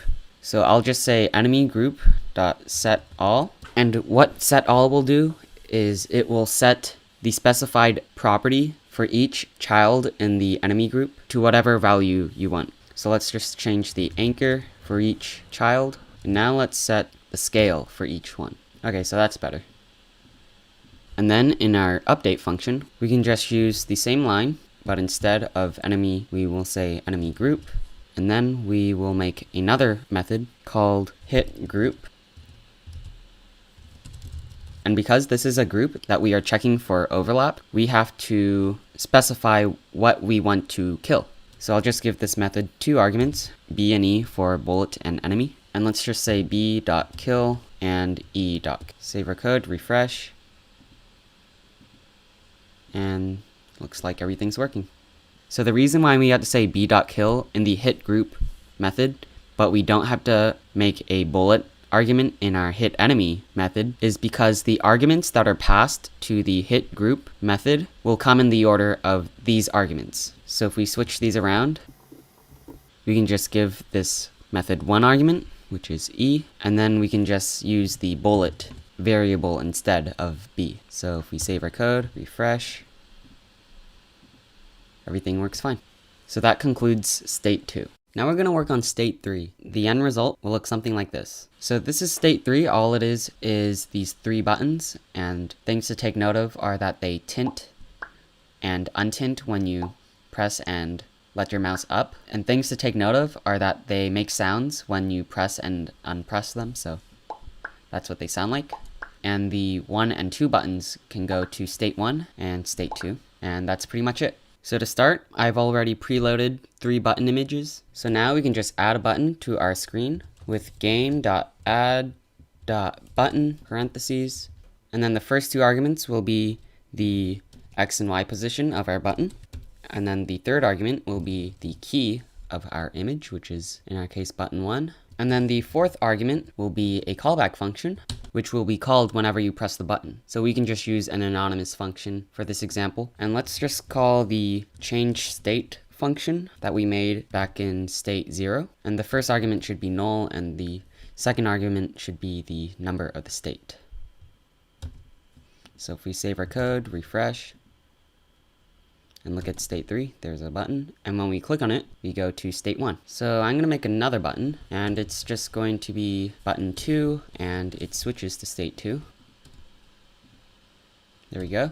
And I'll make a third button that just does nothing, for now at least. So we can just delete this callback function. So one thing we could add to these buttons is to make them more interactive. So an example of that would be for the button to change when you press down on it, and then go back to its previous state when your mouse is up. So let's make a tint method, and then we'll just change the tint of the button that calls it. So we'll say this dot tint equals 0x and then 6b's, and this is basically just a hex color. So the first 2 characters after the X is how much red is in the tint, the third and fourth are green, and the last 2 are blue. So let's change the tint of button 3 whenever you press down on it. So to do so, we can just say b3 input down add, and then we'll say this tint, which is the function we'll be calling when input is down. And then the second argument is the context, which is button 3. So let's save our code, refresh, and then the tint of our button changes. So let's add this feature to the other 2 buttons, so that all the buttons can tint. And now let's make a untint function so that when your mouse is up, the button removes its tint. So this color right here is just pure white, and this is slightly, and this is like a gray. So to make our buttons untint, we can just say on input up instead of on input down, and then let's change tint to untint. And now our buttons can tint and untint. Now let's add some sounds to our buttons so that when you press down on them, they make one sound, and then when you let your mouse up, they make another sound. So in my assets folder, I created another folder called sounds, and inside of it is just an MP3. And what it is just a series of sounds. So those are our 2 sounds that we're going to use. And we don't have to have separate MP3 files for each sound in our game. We can just stitch all of those sounds into one file, and then we could break them up in Phaser. So it's kind of like a sprite sheet except for sounds. So in our preload function, we can just load a sound with game.load.audio, parentheses, and then we can just give the sound a key, just like our images, and then the path for our sound. Now that we have our sounds loaded, we can split them up into different segments. So let's make a variable called sound, and we will set sound in our create function to game.add.audio, parentheses, and then the key of our sound will be the argument. So now we can split up our sound file into different segments. We can do so with sound.addMarker, parentheses, and then the first argument will be the key for our sound. So we have a lower pitched pop and a higher pitched pop. So one key will be low, and we'll make another marker for high. So add marker needs two more arguments, and those are the start and end points of the sound segments. So my sound file is only a second long. So I'll just say the start is 0 seconds, and then the end is 0.5 for low, and then for high, we'll just say it's 0.5 to 1 second. And now to play the sounds, when we click on our buttons, we'll just say sound.play.low, and then our argument will be the key for our marker, which is low for when we press down on the button, and then we'll play high when our button is let up. So let's save our code, refresh, and now when we press on a button, it makes a sound, and when we let up, it makes another sound. So you might have noticed that there was a really long delay between pressing down on the button and the sound playing. And the same goes for letting the button up. And that's just because the endpoints for my sounds are not an exact fit. So actually, for my sound file, the low-pitched pop starts at 0.15 seconds, approximately, and it probably ends at 0.3, but that doesn't really matter because there are no sounds immediately after the pop, so the endpoint doesn't really matter for my sound file. And then for the high-pitched pop, it actually starts at 1.1 and ends at maybe 1.3, but I'll just say 1.5 to be safe. So I'll save my code, refresh the local server, and now the sounds are a little more responsive. So that's state 3. Now we're going to start state 4. The end result will look something like this. So this is state 4. All it is a bunch of examples of tweens. Here we can see that we are changing the values of these sprite objects. This one loops forever, and this one's opacity changes instead of its position, like all the other ones. And this guy will only tween once you call a function to make it start. So that's state 4. So what this state will focus on are tweens. So essentially what a tween is a way to change a value from one point to another point in a certain amount of time using a certain pattern. And that pattern can be something like linear or bouncing, but I think it'll just make more sense if I just code it and show you. So to create a tween, what you would do would be game.add.tween, and the tween method takes an object. Usually it's a sprite, but it can be anything that has a numerical value. So let's say I want to tween this first atom image. So I'll say A1. And if I want to tween it to a certain position, I would just say .to, parentheses, and the to method takes an object. And this object will hold the properties that you want to tween to. So let's say I want to tween this guy to the Y position of 400. So next, our second argument will be the time it takes to go to this position of 400. So I'll say 2000 for 2 seconds. And then the third argument will be the pattern of my tween, or the ease of my tween. And the most basic one would be linear. And the fourth argument will be true. And what this basically means is the tween will start automatically, because by default, tweens do not auto start. So this would be false. So I'll just save my code, refresh,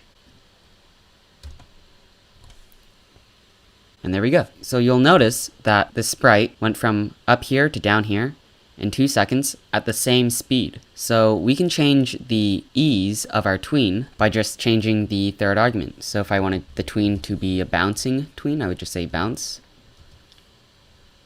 And now he bounces. So to get the full list of tweens, I couldn't find it in the documentation. But if you go to this URL or just search up Phaser tweens, you could probably find this page. This is the source code of the tween manager in Phaser, and these are basically just all the tweens you can use. So if I wanted to use this one, I could just use that for my third argument. And now he has a different tween. So to better visualize what these tweens would look like, you can just Google for easings or just go to easings.net, and it has the patterns of every tween. So the first one we had was linear, which is just a constant speed. And the one we have now is the ease out bounce. But when we just type out bounce, you can see that it's the same thing as bounce.easeout. So just play around with the tweens and see what ease you like. So let's make another tween, except this time we'll create a variable. So this is just stuff I had from earlier. So we'll make a variable I, and it's not a very good name, but whatever. We will set I to a tween. So I'll say game.add.tween atom2 to x 100 and y to 0. So you can actually change multiple values in a tween by just creating an object with multiple properties. And we'll make this tween last 1 second, so 1000. And our tween can be elastic ease out, and that should look like this guy. So I'll just put it there, and we're not going to have a fourth argument because this tween isn't going to auto start. So I'll just save my code, refresh. And now to start this I tween, we can just say I.start with parentheses, and there he goes. Now let's make another tween for the third atom image, except instead of using to, let's use from. So to and from are very similar. The only difference is to will tween your object to that certain value that you specify here. From will tween your value from the specified value to its actual value. So I'll just say from, and we will tween it from the Y position of 1000, and this will take 1.5 seconds, and the tween we'll use will be circular ease out, put it there, and this will auto start. So there we go. It tweened from the Y position of 1000, which is down here, to 100. Our fourth tween will change the anchor point of our fourth atom image. So if we tween the fourth image and change its anchor value like so, you'll notice that we get an error. And that's because for properties like these, you would put them here in the tween method and then change the x value like so. So a fifth argument that we could add is a delay. So I could delay this tween by 1 second. The sixth argument would be if the tween would repeat. So if I say true, you could see that it repeats twice. Or if you wanted to repeat the tween 3 times, you would say 2. So it repeats twice after the first initial tween.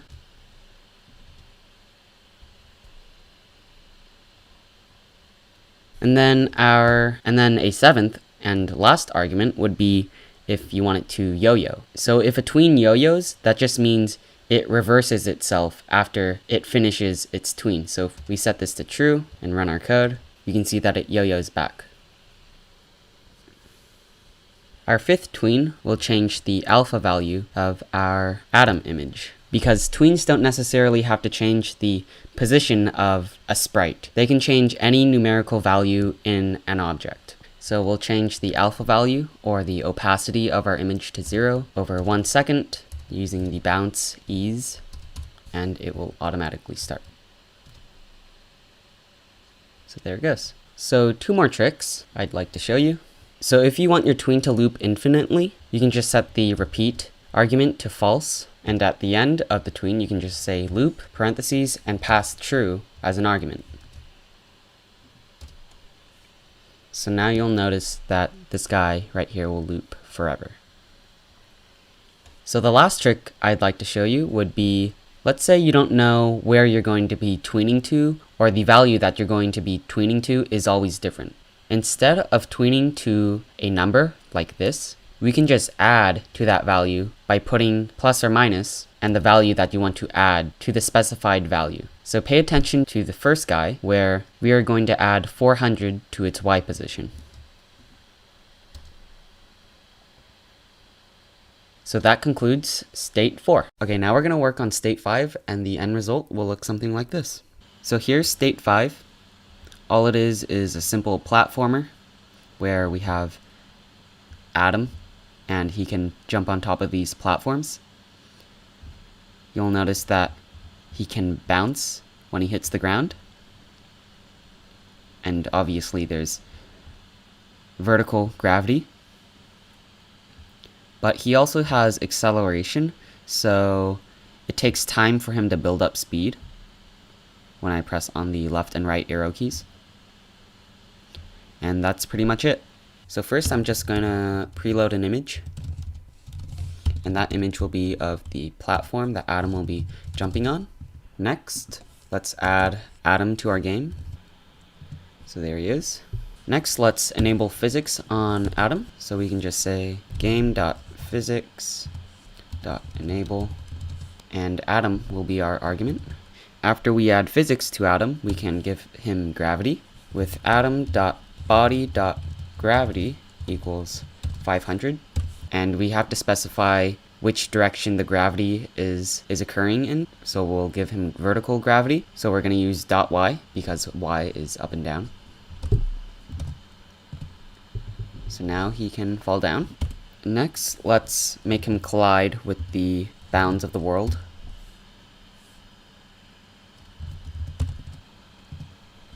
So now you can see that he collides with the world. And let's make Adam bounce a little bit when he hits the ground. So we can just say Adam.body.bounce.y equals 0.3. So you can see that he bounces slightly when he hits the ground. And now let's just add some keyboard input so that we can move Adam around the world. So in the update function, I'm just going to make a few if statements that check if some arrow keys are being pressed down.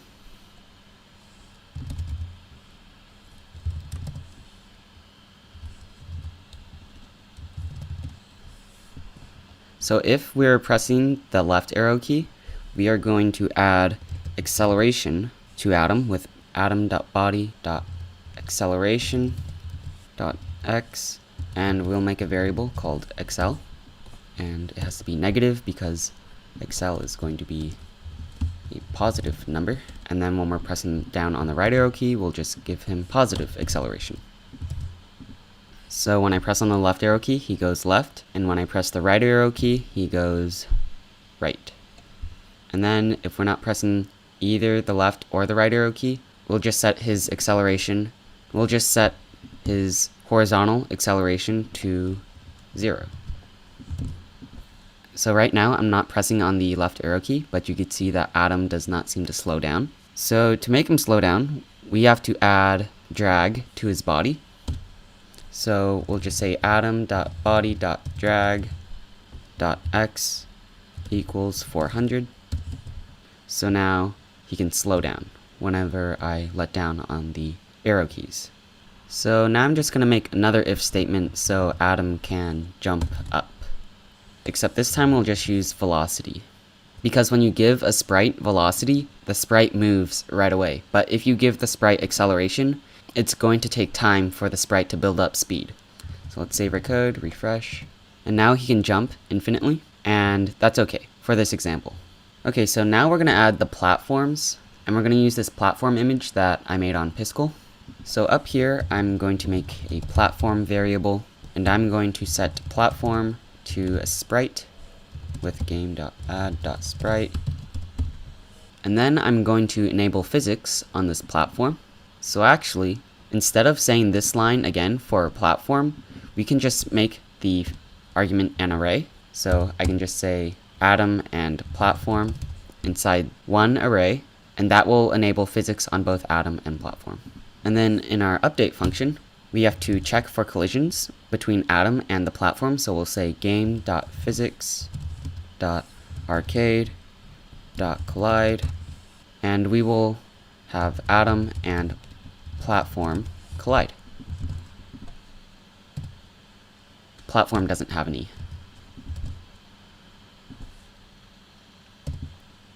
Okay, so now when I jump on it, they collide. But because it's a platform, we don't really want the platform to move. So to fix this, it's super simple. All you have to do is say the name of the sprite, so platform dot body dot immovable equals true.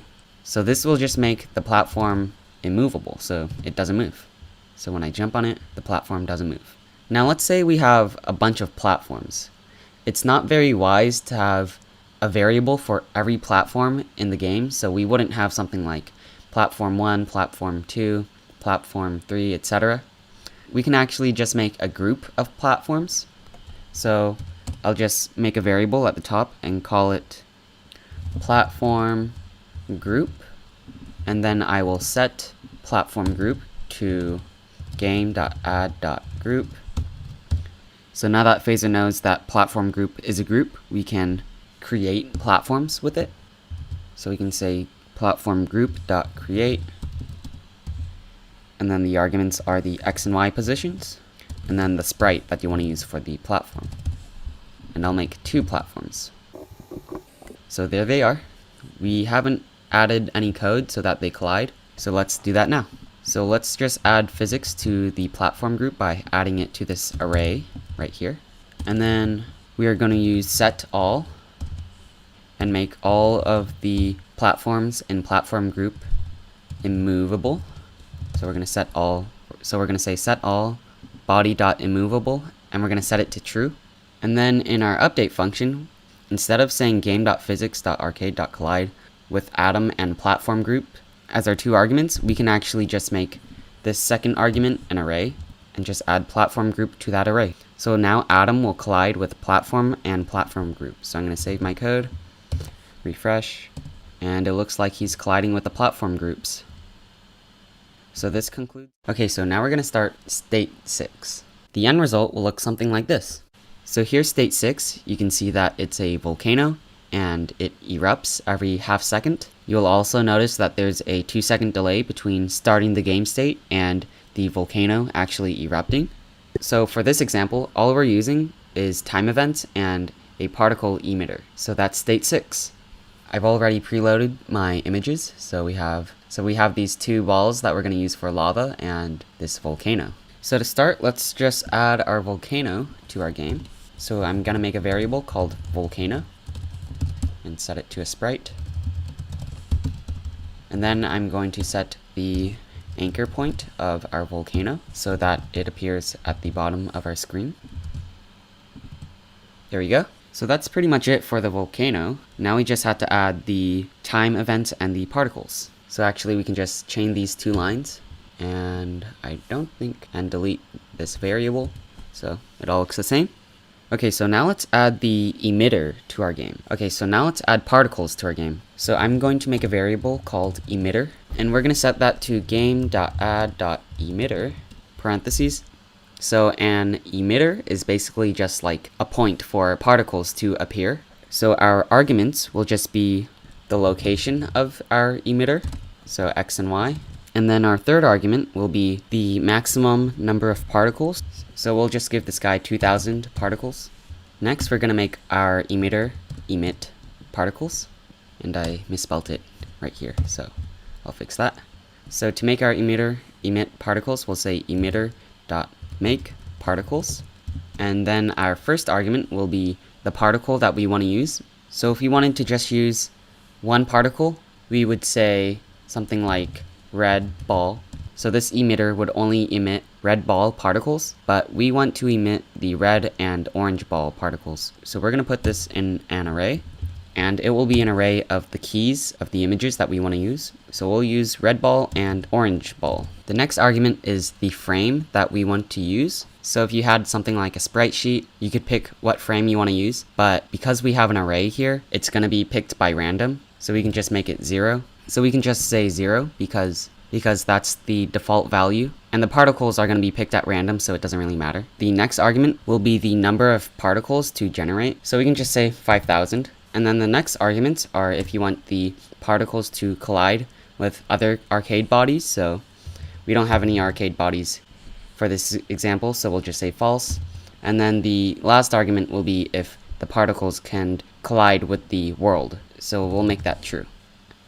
Okay, so now we can just start our emitter, and we can do so with just emitter dot start parentheses, and then our arguments will be if the particles explode at once. So we don't want that, so we'll say false because we want the particles to come out like a stream. The next argument will be how long the particles will last for. So each particle will last 5 seconds, so 5,000 milliseconds. And then the third argument will be how frequent we want to emit a single particle. So we're going to emit a particle every 20 milliseconds. Save our code, refresh. And now our emitter is emitting particles. So let's make our particles jump up in the air more so that they can arc, and it just looks like the volcano is having a more violent eruption. So we can set the speed of the particles with emitter.maxParticleSpeed.set parentheses, and then we can just set the maximum horizontal and vertical speeds of the particles. So for this example, the horizontal speed of the particles doesn't really matter, so I'll just set it to 300, but we do want the particles of our emitter to always go up. So I'll set the maximum speed to -300, so it will have a velocity of -300 when the particle is first emitted. And then we'll set the minimum speed to -100. So now the y velocity of our particles will always be between -100 and -300, so it's always going to go up. And then we'll just set the minimum x value to -300. So that looks a little better. We can also add gravity to the particles with emitter.gravity, and we can just set that to 300 so that the particles will fall down faster. So now that we have our emitter working, we can add the time event, so we can change the way our volcano erupts. So for our first time event, we'll give the volcano a 2-second delay between first starting the game state and the volcano actually erupting. So we'll say game.time.events.add, and then we'll say 2000 for 2000 milliseconds. And then the second argument will be a callback function, so we'll just give it an anonymous function. And let's take this line right here and paste it inside the callback function. So if we save our code, refresh, and go to state 6, you can see that it takes 2 seconds for the volcano to start erupting. So this event is only added once. So after 2 seconds, it calls this function right here, and it never calls this function ever again. So let's add an infinitely looping time event with game.time.events.loop parentheses. And our first argument will be how often we want to loop this time event. So we'll say every half second or every 500 milliseconds. And then we'll give it a callback function. And in our callback function, we're just going to check if our emitter is on. And if it is on, we're going to turn it off. And if it's off, we're going to turn it back on. So we can just do that with a simple if and else statement. So to check if the emitter is on, we can just say emitter.on. And if emitter.on is true, we'll set it to false. Else, we'll set emitter.on to true. Let's save our code, refresh. And there goes our volcano. So this concludes state 6. Okay, so now we're going to work on state 7. The final result will look something like this. So here's state 7. All it is a arrow that will point in the direction that you swipe. And one thing to take note of is that if you just click, a swipe doesn't register. You have to swipe a certain distance for it to register as a swipe. And if we change this variable called leeway, our code will have a higher tolerance on what will be considered a swipe. So that's state 7. So it looks kind of simple because it kind of is, but this game state is more focused on algorithms, which are important when you're making games. So to start, let's just add the arrow to our game. So here I've already preloaded our arrow image. So I'll make a variable called arrow at the top. And we're going to set arrow to a sprite, and we're going to put it in the center of our game. So there we go. And now what we want to do is we want to add event listeners so that whenever our mouse is down or let up, we want to call a certain function. So the way we can do this is we can just say game.input. on down dot add, and we'll have a function called start swipe. So here we can just say start swipe is a function, and for now we can just console.log where our mouse is, or where our finger is pressing down if we're on a touch screen. So to get the position of the pointer, you can just say game.input.x and game.input.y. So I'll save the code, refresh, have a extra T there. Now you can see that whenever I click, we get the position of our pointer, which in this case is our mouse, but it will also work if you're using your phone and you just tap the screen with your finger. So now let's make a function that gets the swipe direction whenever our input is up. So we'll say game.input.onUp.add, and we're going to make a function called get swipe direction, and we can just console.log the endpoints here by copying the start swipe method. So now whenever I press down on the screen, we get the location of our pointer, and whenever I let up, we get the location again. Okay, so now we're going to make a few variables, and we're going to call them start point x, start point y, end point x, and end point y. And then in our start swipe and get swipe direction methods, we will just set these variables to the x and y position of game.input. So now that our code knows where we're pressing down with our mouse and where we're letting up with our mouse, we can add if statements in our get swipe direction method to determine what direction we just swiped in. So the way I approached this was, if the change in x is greater than the change in y, then we know for sure that the swipe was horizontal. Else, if the change in y between the start and end points was greater than the change in x, then we know for sure that it was a vertical swipe. So let's just code that now. So I'll make an if statement and an else statement. And in our if statement, we'll just console.log if it was horizontal or vertical. So here we're going to console.log horizontal if the swipe was horizontal, and else we're just going to console.log vertical. So now between the parentheses, I'm just going to check if the change in y is less than the change in x. Because if the change in x is greater than the change in y, then we know it's horizontal.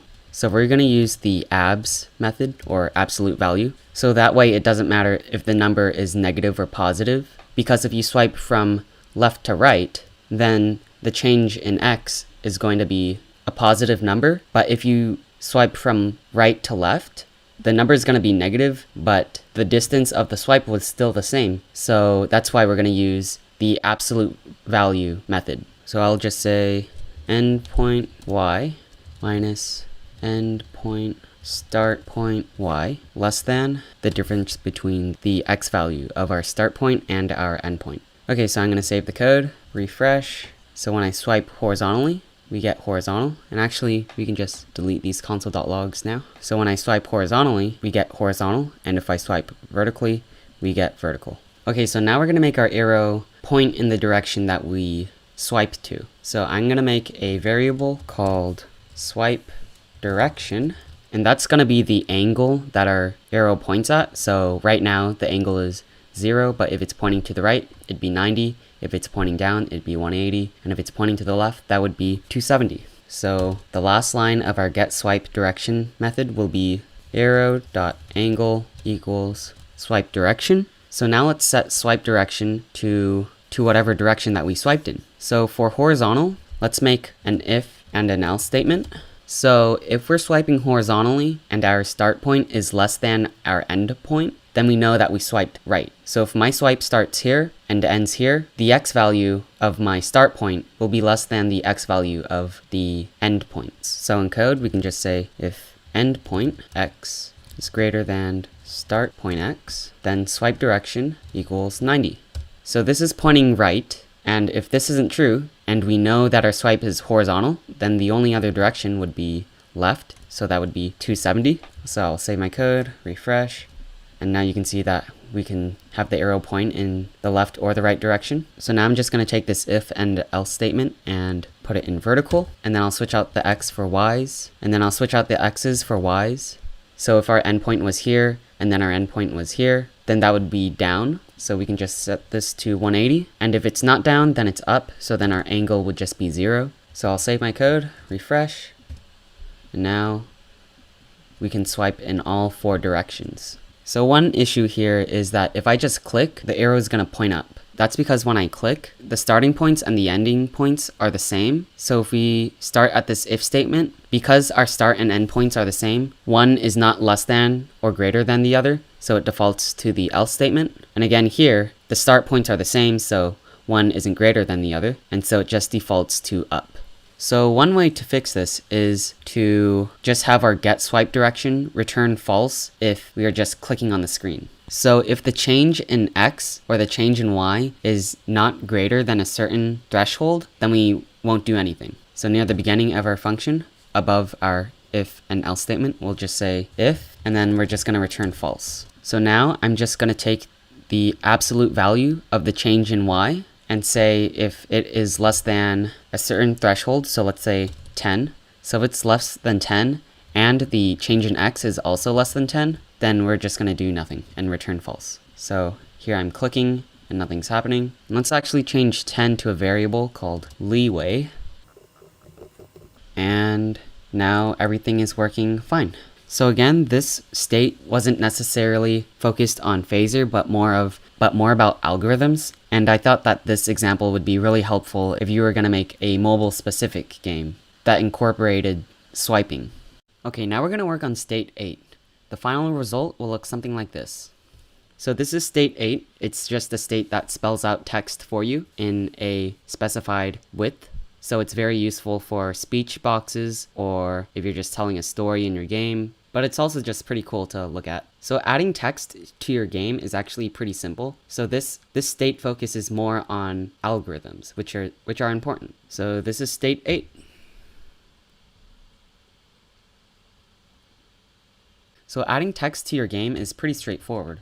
All you have to do is say game.add.text, parentheses, and then the arguments will be the X and Y position of your text. And then the third argument is what you want the text to say. So pretty straightforward. So now we're going to make it more complex by having the text type itself out, which will be really useful for speech bubbles or telling a story in your game or just making your game look more dynamic. So here I have some lorem ipsum text, which is just Latin filler text. It doesn't mean anything, and it's just text to fill up space, which will later be replaced with actual sentences. So let's make a method called spelloutText. So we don't actually need our update function for this, so I'll just replace update with spelloutText. And what our method will take will be the X and Y position of our text, the width of our text, so how wide the text box is, the actual text that we want to display, the font size, the speed at which the text is spelled out, and we can have an optional font. So when we call our spelloutText method, it's going to first display one character, and then it's going to display the next character, and then the next character, and then the next character, etc. So it's going to be a loop. So let's make a variable called loop, and let's set it to game.time.events.loop, parentheses, and the first argument will be the speed, so how often this loop event is going to loop. And then the second argument will be the function that we're going to call, and we are going to make a function called addChar. So here I'll just say function addChar, and the addChar function will append one character to the text that it's supposed to be displaying. So up here, let's make a variable called sentence, and we're going to set it to some kind of text. So our first argument will be the X and Y position, which we'll get from these two arguments here. Initially, sentence will have no text in it, so we can just make an empty string, and because of this loop event, it will append a character to this empty string every however many seconds. It will append a character to this empty string every time this event loops. So after this empty string, we'll make another argument, and that argument will be an object, and this object carries anything related to the font of your text. So for example, I can change the font size of the text with font size, and here we have a pretty big font. I can also change the color of the text with fill, so if I wanted it to be white, I could put in the hex code for a specific color. And there are a few more options, but we're just going to use font size, fill, and the actual font of the text in this example. So going back to this argument, inside this object, we are going to set font size to font size plus px, which is short for pixels. We're going to make fill the fill color, so I guess we should add fill here. And then we're going to add the font. So this font will correspond to this font, this fill will correspond to this fill, etc. So now we have to write some code that appends each character to our sentence variable. So let's make a variable called index, and the index will be the index of where we are in terms of how much of the sentence we've typed out. So initially index will be 0 because the first character that you want to print out is index 0. So in add char, we can just say sentence.text plus equals text brackets index. And then we are going to increment index by 1 every time we call the add char function. So now let's call the spell out text method. So we'll say this dot spell out text, and now we'll just put in some arguments. We haven't done anything with width yet, so any number will do. And we will use this lorem ipsum text, and we're going to add a character every, and our font size will be 30, and we're going to add a character to this text every 40 milliseconds, and fill can just be white. And we haven't added anything for font, so the font will just default to Phaser's default font. So let's save the code, refresh, and there it is. Now it's typing itself out, except it goes off the screen. And also, when our text is finished typing itself out, you can see that we get this error because right here, once the index is greater than the length of the text string, it's out of bounds, and so we have to stop this loop from looping once we're at the last index. So let's first fix the issue with the text going off the screen. My solution to this was to make an invisible text that you couldn't see, and once it was a certain width, we would know to add another line to this text that we can see. So I'm going to make a variable called current line, and let's just put it at the top of our game. And because we want our text to be invisible, we don't need fill. And now we can add logic to see when we can add another line to our sentence. So you'll notice that if sentence was a global variable, text and Phaser have a width in pixels. So while we're adding characters to our sentence, we can check the width of our invisible line at the top, and if it's greater than the specified width, then we'll just make the text from sentence go to another line. So current line will have the same text as sentence. The only difference is once it reaches the specified width, then we will delete the text that it currently has, but it will still keep typing out the next text that is being added to sentence. So let's make an if statement, and in it we are going to check if the width of current line is greater than width. So this width up here, so this width right here. So if the width of current line is greater than width, we are going to make sentence go to another line. And we can do so with a \n. So \n will just mean go to another line in JavaScript. And we are going to set the text of current line to an empty string. So let's save our code, refresh, and now our text is working. Except you can see that once we ran out of text, the character that's supposed to be added to sentence and current line is undefined. But you'll also notice another issue is that we'll go down to another line regardless if it's in the middle of a word or not. So let's just add some more logic here that checks if the current character is a space. So we'll say text bracket index equals a space. So that way, only if the current character that's being appended to sentence is a space, then we'll go down to a line. Otherwise, it will finish that word until it reaches a space, and then it'll go down to another line. So let's run our code. Forgot another equal sign. And sorry for not making this English, but the words are being printed out in full. So sentence is not going down to the next line when it's in the middle of a word. So now let's fix this issue of printing out an undefined character. And again, that's because once index is greater than the length of our text string, this character at text bracket index does not exist. So that's why it's printing out undefined. So now let's make another if statement that checks if we are on the last index of our text string. So if index is greater than or equal to text.length -1, then we're going to stop this game loop. And we can do so with game.time.events.remove, and we can remove the variable that corresponds to the game loop. And let's also console.log stop. So let's save our code, refresh. And it looks like it worked pretty well. So now let's make the text of current line invisible, because we don't need to see it anymore. And we can simply do that with current line.alpha, and alpha is just the opacity of something. So let's just set it to 0, which means you can see right through it. So there we go. Okay, so now let's add some different fonts, because Phaser has this one default font, and you don't want your font to look like everyone else's font. And you don't want your game to have the same font as everyone else's game. So we're going to use Google Fonts. So if you head over to Google Fonts, there's an array of different fonts. So I'm just going to pick 2 of them. And once you've found your fonts, you want to click this button, and then you want to scroll down and hit the JavaScript tag, and you want to copy this line right here.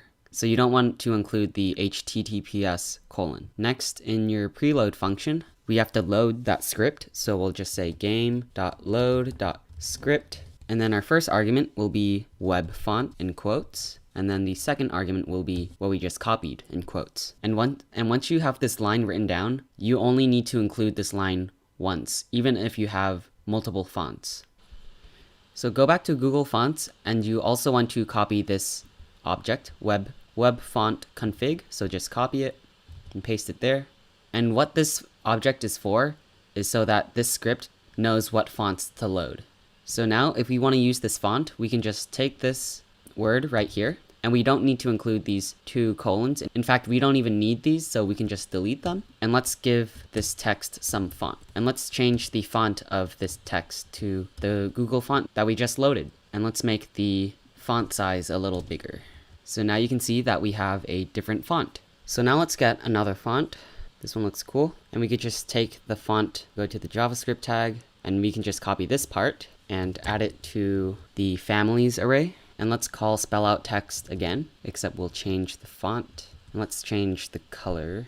And let's change the speed. So actually that's pretty hard to read, so let's just make it black. So there we go. That's state 8. Okay, now we're going to work on state 9, and the final result will look something like this. Okay, here's state 9. It is a high score system that uses Firebase. And Firebase is basically just a database that updates in real time. There are 2 buttons. Button 1 generates a score between 0 and 100, and it takes the array from our database, sorts it, and then pushes it back to the database. And button 2 just clears the database. So if we open up another window and go to the same URL, you can see that when I change the score here, it also changes in the other window. And just to prove that these high scores are connecting to the same database and that the input that I'm putting in my computer is not going to both windows, I'll go to state 0, and you can see that only one window is affected at a time. So this high score system is actually being connected to a database. So that's state 9. So first, let's make some test data so that we get the text to work in our game, and then we'll connect to Firebase later. So up here, I'm going to make 2 variables, HS text, which will be the text representing the high scores, and we'll set it to an array, and you'll see why later. And then the second variable will be HS, or just high scores. And we'll make this an array that goes from 10 to 1. And now, in our create function, let's make a for loop. And our for loop will loop 10 times. And here we're just going to add text that shows the ranking of each score.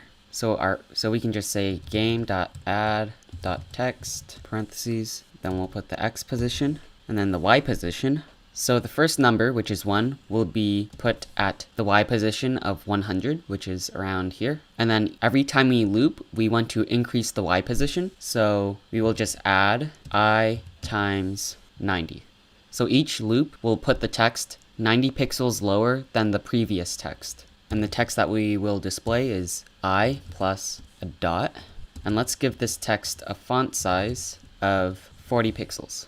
Save our code, refresh. Okay. It looks like we're cutting off the 10, so let's just change this 100 to 20, okay? So you'll notice that all the numbers are in line until we reach the number 10, and that's just because 10 has 1 extra character. So we can change the anchor point of the text so that they are drawn from the right side to the left. So we can just say anchor.set2. And so we'll put 1, so it will be drawn from the very right side of the text, and we don't really care about the y, so we'll just put 0. Okay, so now all the numbers are in line. Now let's make another for loop, and what this for loop will do is it will iterate through every element in the high score array. So var I equals 0 is less than 10, and then we'll increment I by 1 after every loop.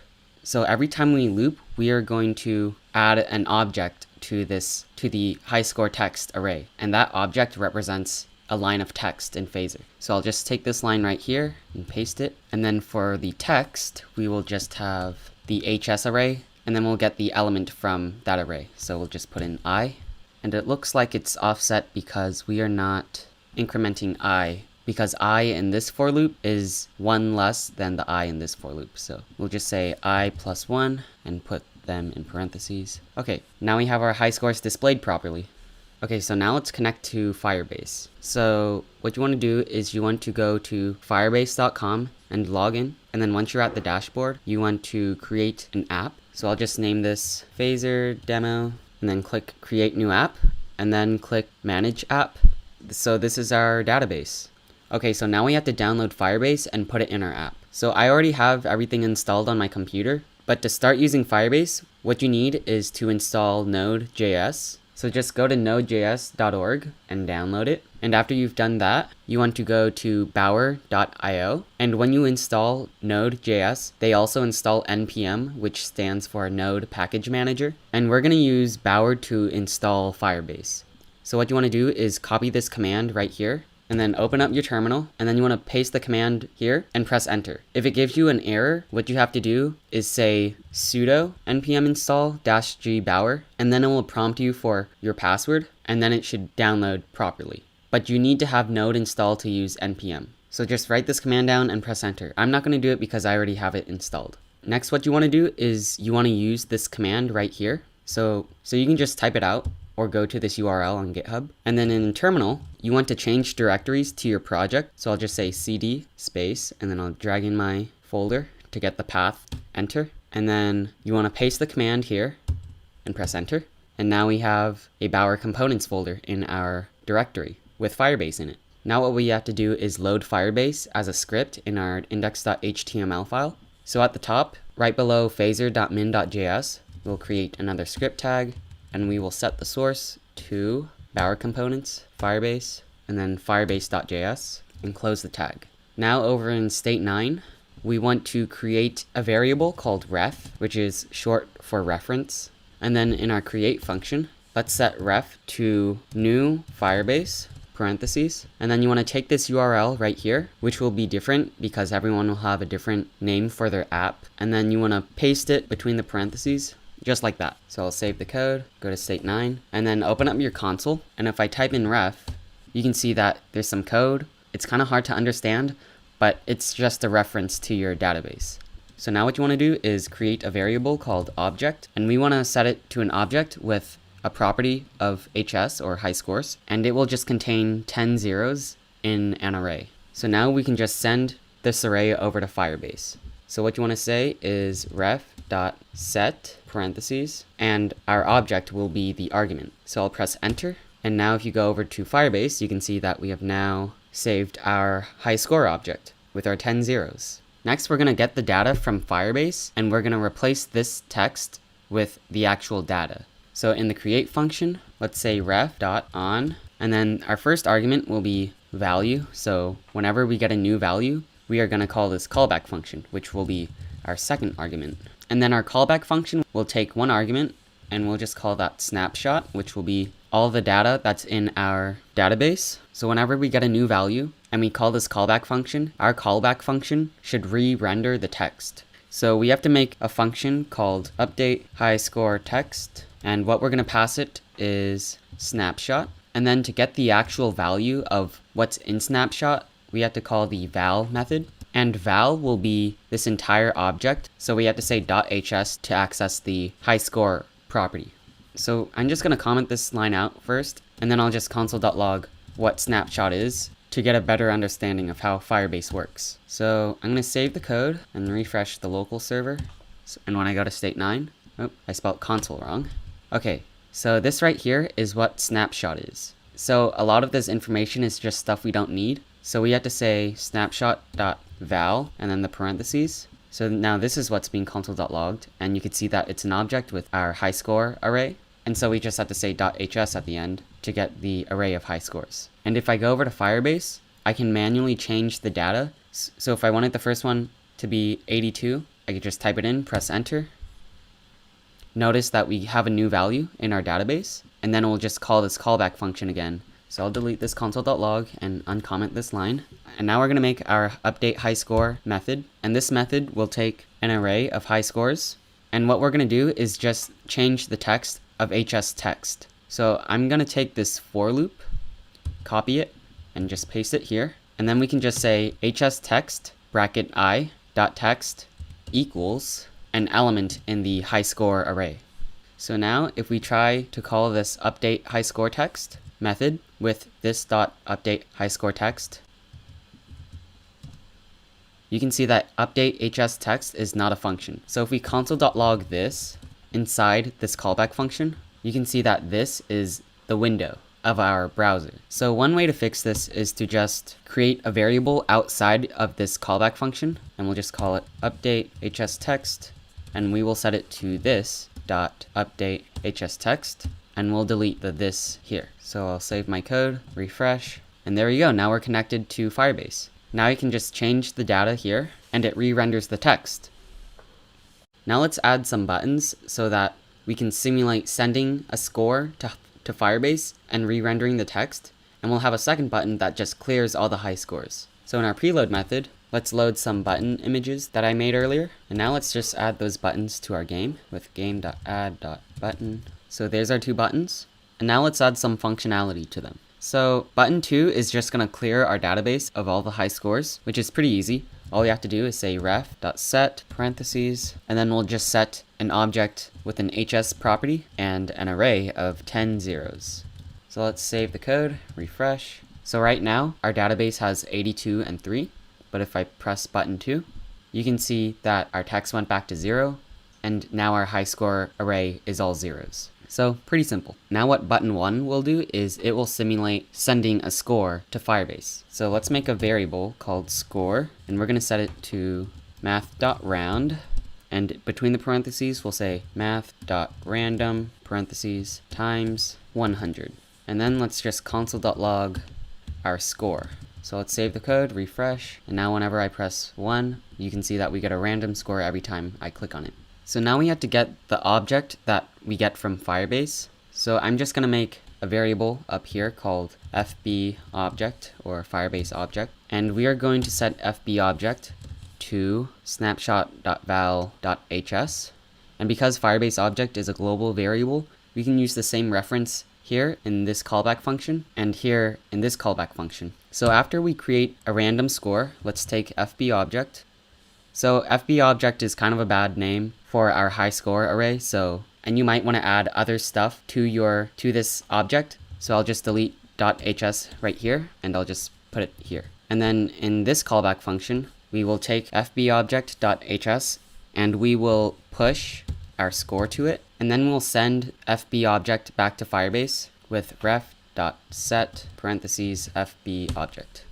Save our code, refresh. So now when I click 1, our random score is 54, and now you can see that we have an array with 54 added to the end. So now we have to sort our array, and we have to cut it to the length of 10, because we're only going to have 10 high scores. So right after we push score to the high score array in FB object, we have to set FB object.hs to FB object.hs.sort, and then sort will take a callback function that takes two arguments, a and b, and it will return b minus a, and this will sort the array from largest number to smallest number. So for example, if I had an array of random numbers and I just did sort without a callback function, you can see that it sorts in a way that's kind of like alphabetically. So you can see that it sorts by the first number, so 2, 3, 4, 4, 5. So by adding this callback function, we're having it sort from greatest number to lowest number. So actually we can just take this sort right here and put it here. So now it sorts from highest to lowest. And if we switch b minus a with a minus b, you can see it sorts from lowest to highest. So this part sorts the high score array. Now we just have to cut it so that it's always the length of 10.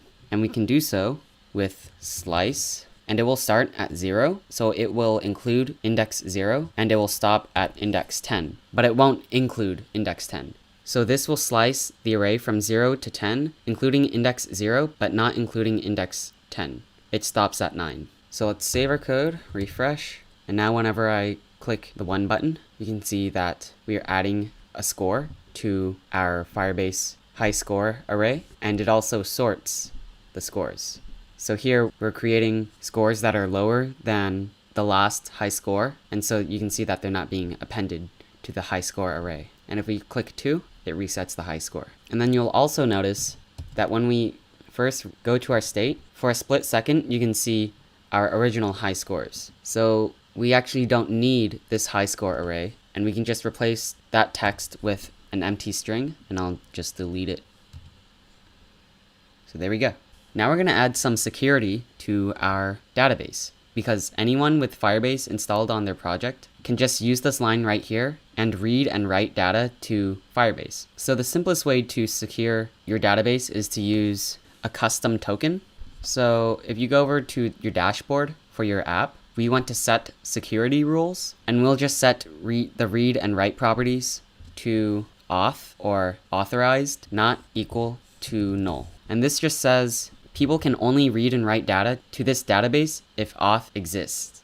So I'll save those rules. And now when I restart state 9, you can see that nothing happens because we're not authorized to read data from the database. So now we have to authorize ourselves so that we can read and write data. So if we go back to the dashboard and click secrets, you'll see this key, and what you want to do is copy this key, which you should never share with anyone except people working on the project. And then to get authorized, we'll say ref.auth with custom token, parentheses, and our first argument will be that key, so in quotes, just paste it there. And then our second argument will be a callback function, and all this function is going to do is say if you were authorized or not. So it will take one argument, which is just error, and if error exists, then we'll console.log error. Else, if there is no error, then we'll just console.log authorized. So now with the correct code, we can see that we were authorized, and now we have access to the database. However, if our code is incorrect, so I'll just add a 0 at the end, so it's not the correct custom token, you can see that we get an error, and we can't read or write from our database. So I'll change this back to the correct custom token, and that's it. And because Firebase is real-time data, you can see that the code from Firebase changes in real time whenever I click the button that adds a new score, as well as deleting the scores. And I can change the score here, and it will also change in real time. So that concludes state 9. Hello, it's come to my attention that the Firebase portion of this tutorial is out of date. So in this video, I'm going to teach you how to update the state 9 of this Phaser demo so that it uses the latest version of Firebase, which looks like this now. So the first thing you want to do is you want to delete Bower components. You no longer need Bower or Node. Next thing you want to do is in index.html, you want to delete that line that imports the Firebase component from the Bower components folder. In state 9, you can delete this URL as well as make Firebase lowercase. And then to get the database, you just say .database, call that method, and then you have to say ref for like where in the database you want to store this data, which for now it will just be at the root of the database, so you just use a /. So after you've done that, you can delete this block of code, which authenticates the Firebase stuff for you. And if we save our code it's not going to work because there's a lot of stuff that needs to be done on the console. So once you log into the Firebase console, you want to create a new project. I'll just call this state 9, create project, and I'm just going to set up the debugger console stuff here while that's loading. Okay, so we're getting this error, Firebase is not defined. Makes sense. Okay, so this is the console. The first thing you want to do is in database.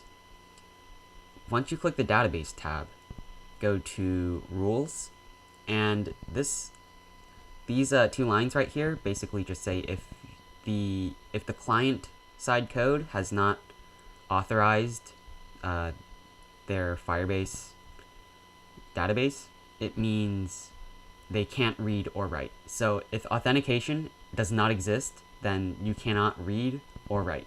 So this tutorial doesn't focus purely on Firebase. This is just an example of how you can use Firebase in Phaser.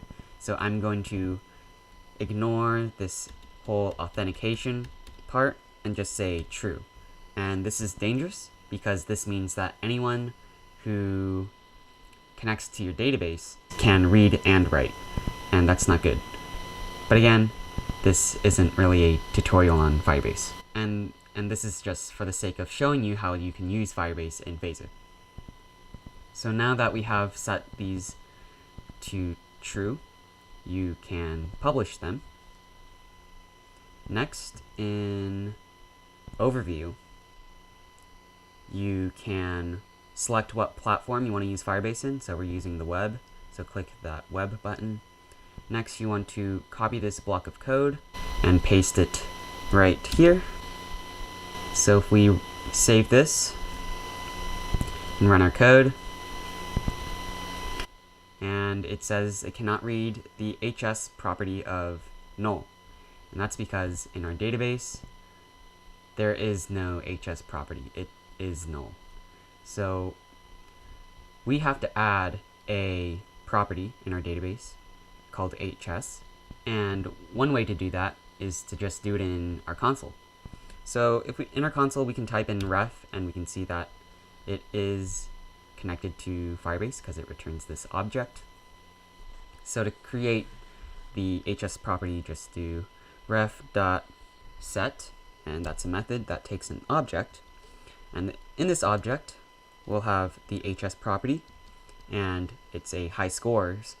It's a high score list, so we'll use an array, and we'll just pass in 10 zeros. So that's 10 zeros, I think, and just press enter. Okay, so you can see that we now have zeros here. And in our database, we have the HS property, and we have 10 zeros. So I think that's all we need to do. So if we just refresh everything, go to state 9, you can see that it is now populating our database with simulated scores. So hopefully that was helpful, and please leave your comments on these videos if you have any questions or would like to give me any feedback. Thanks.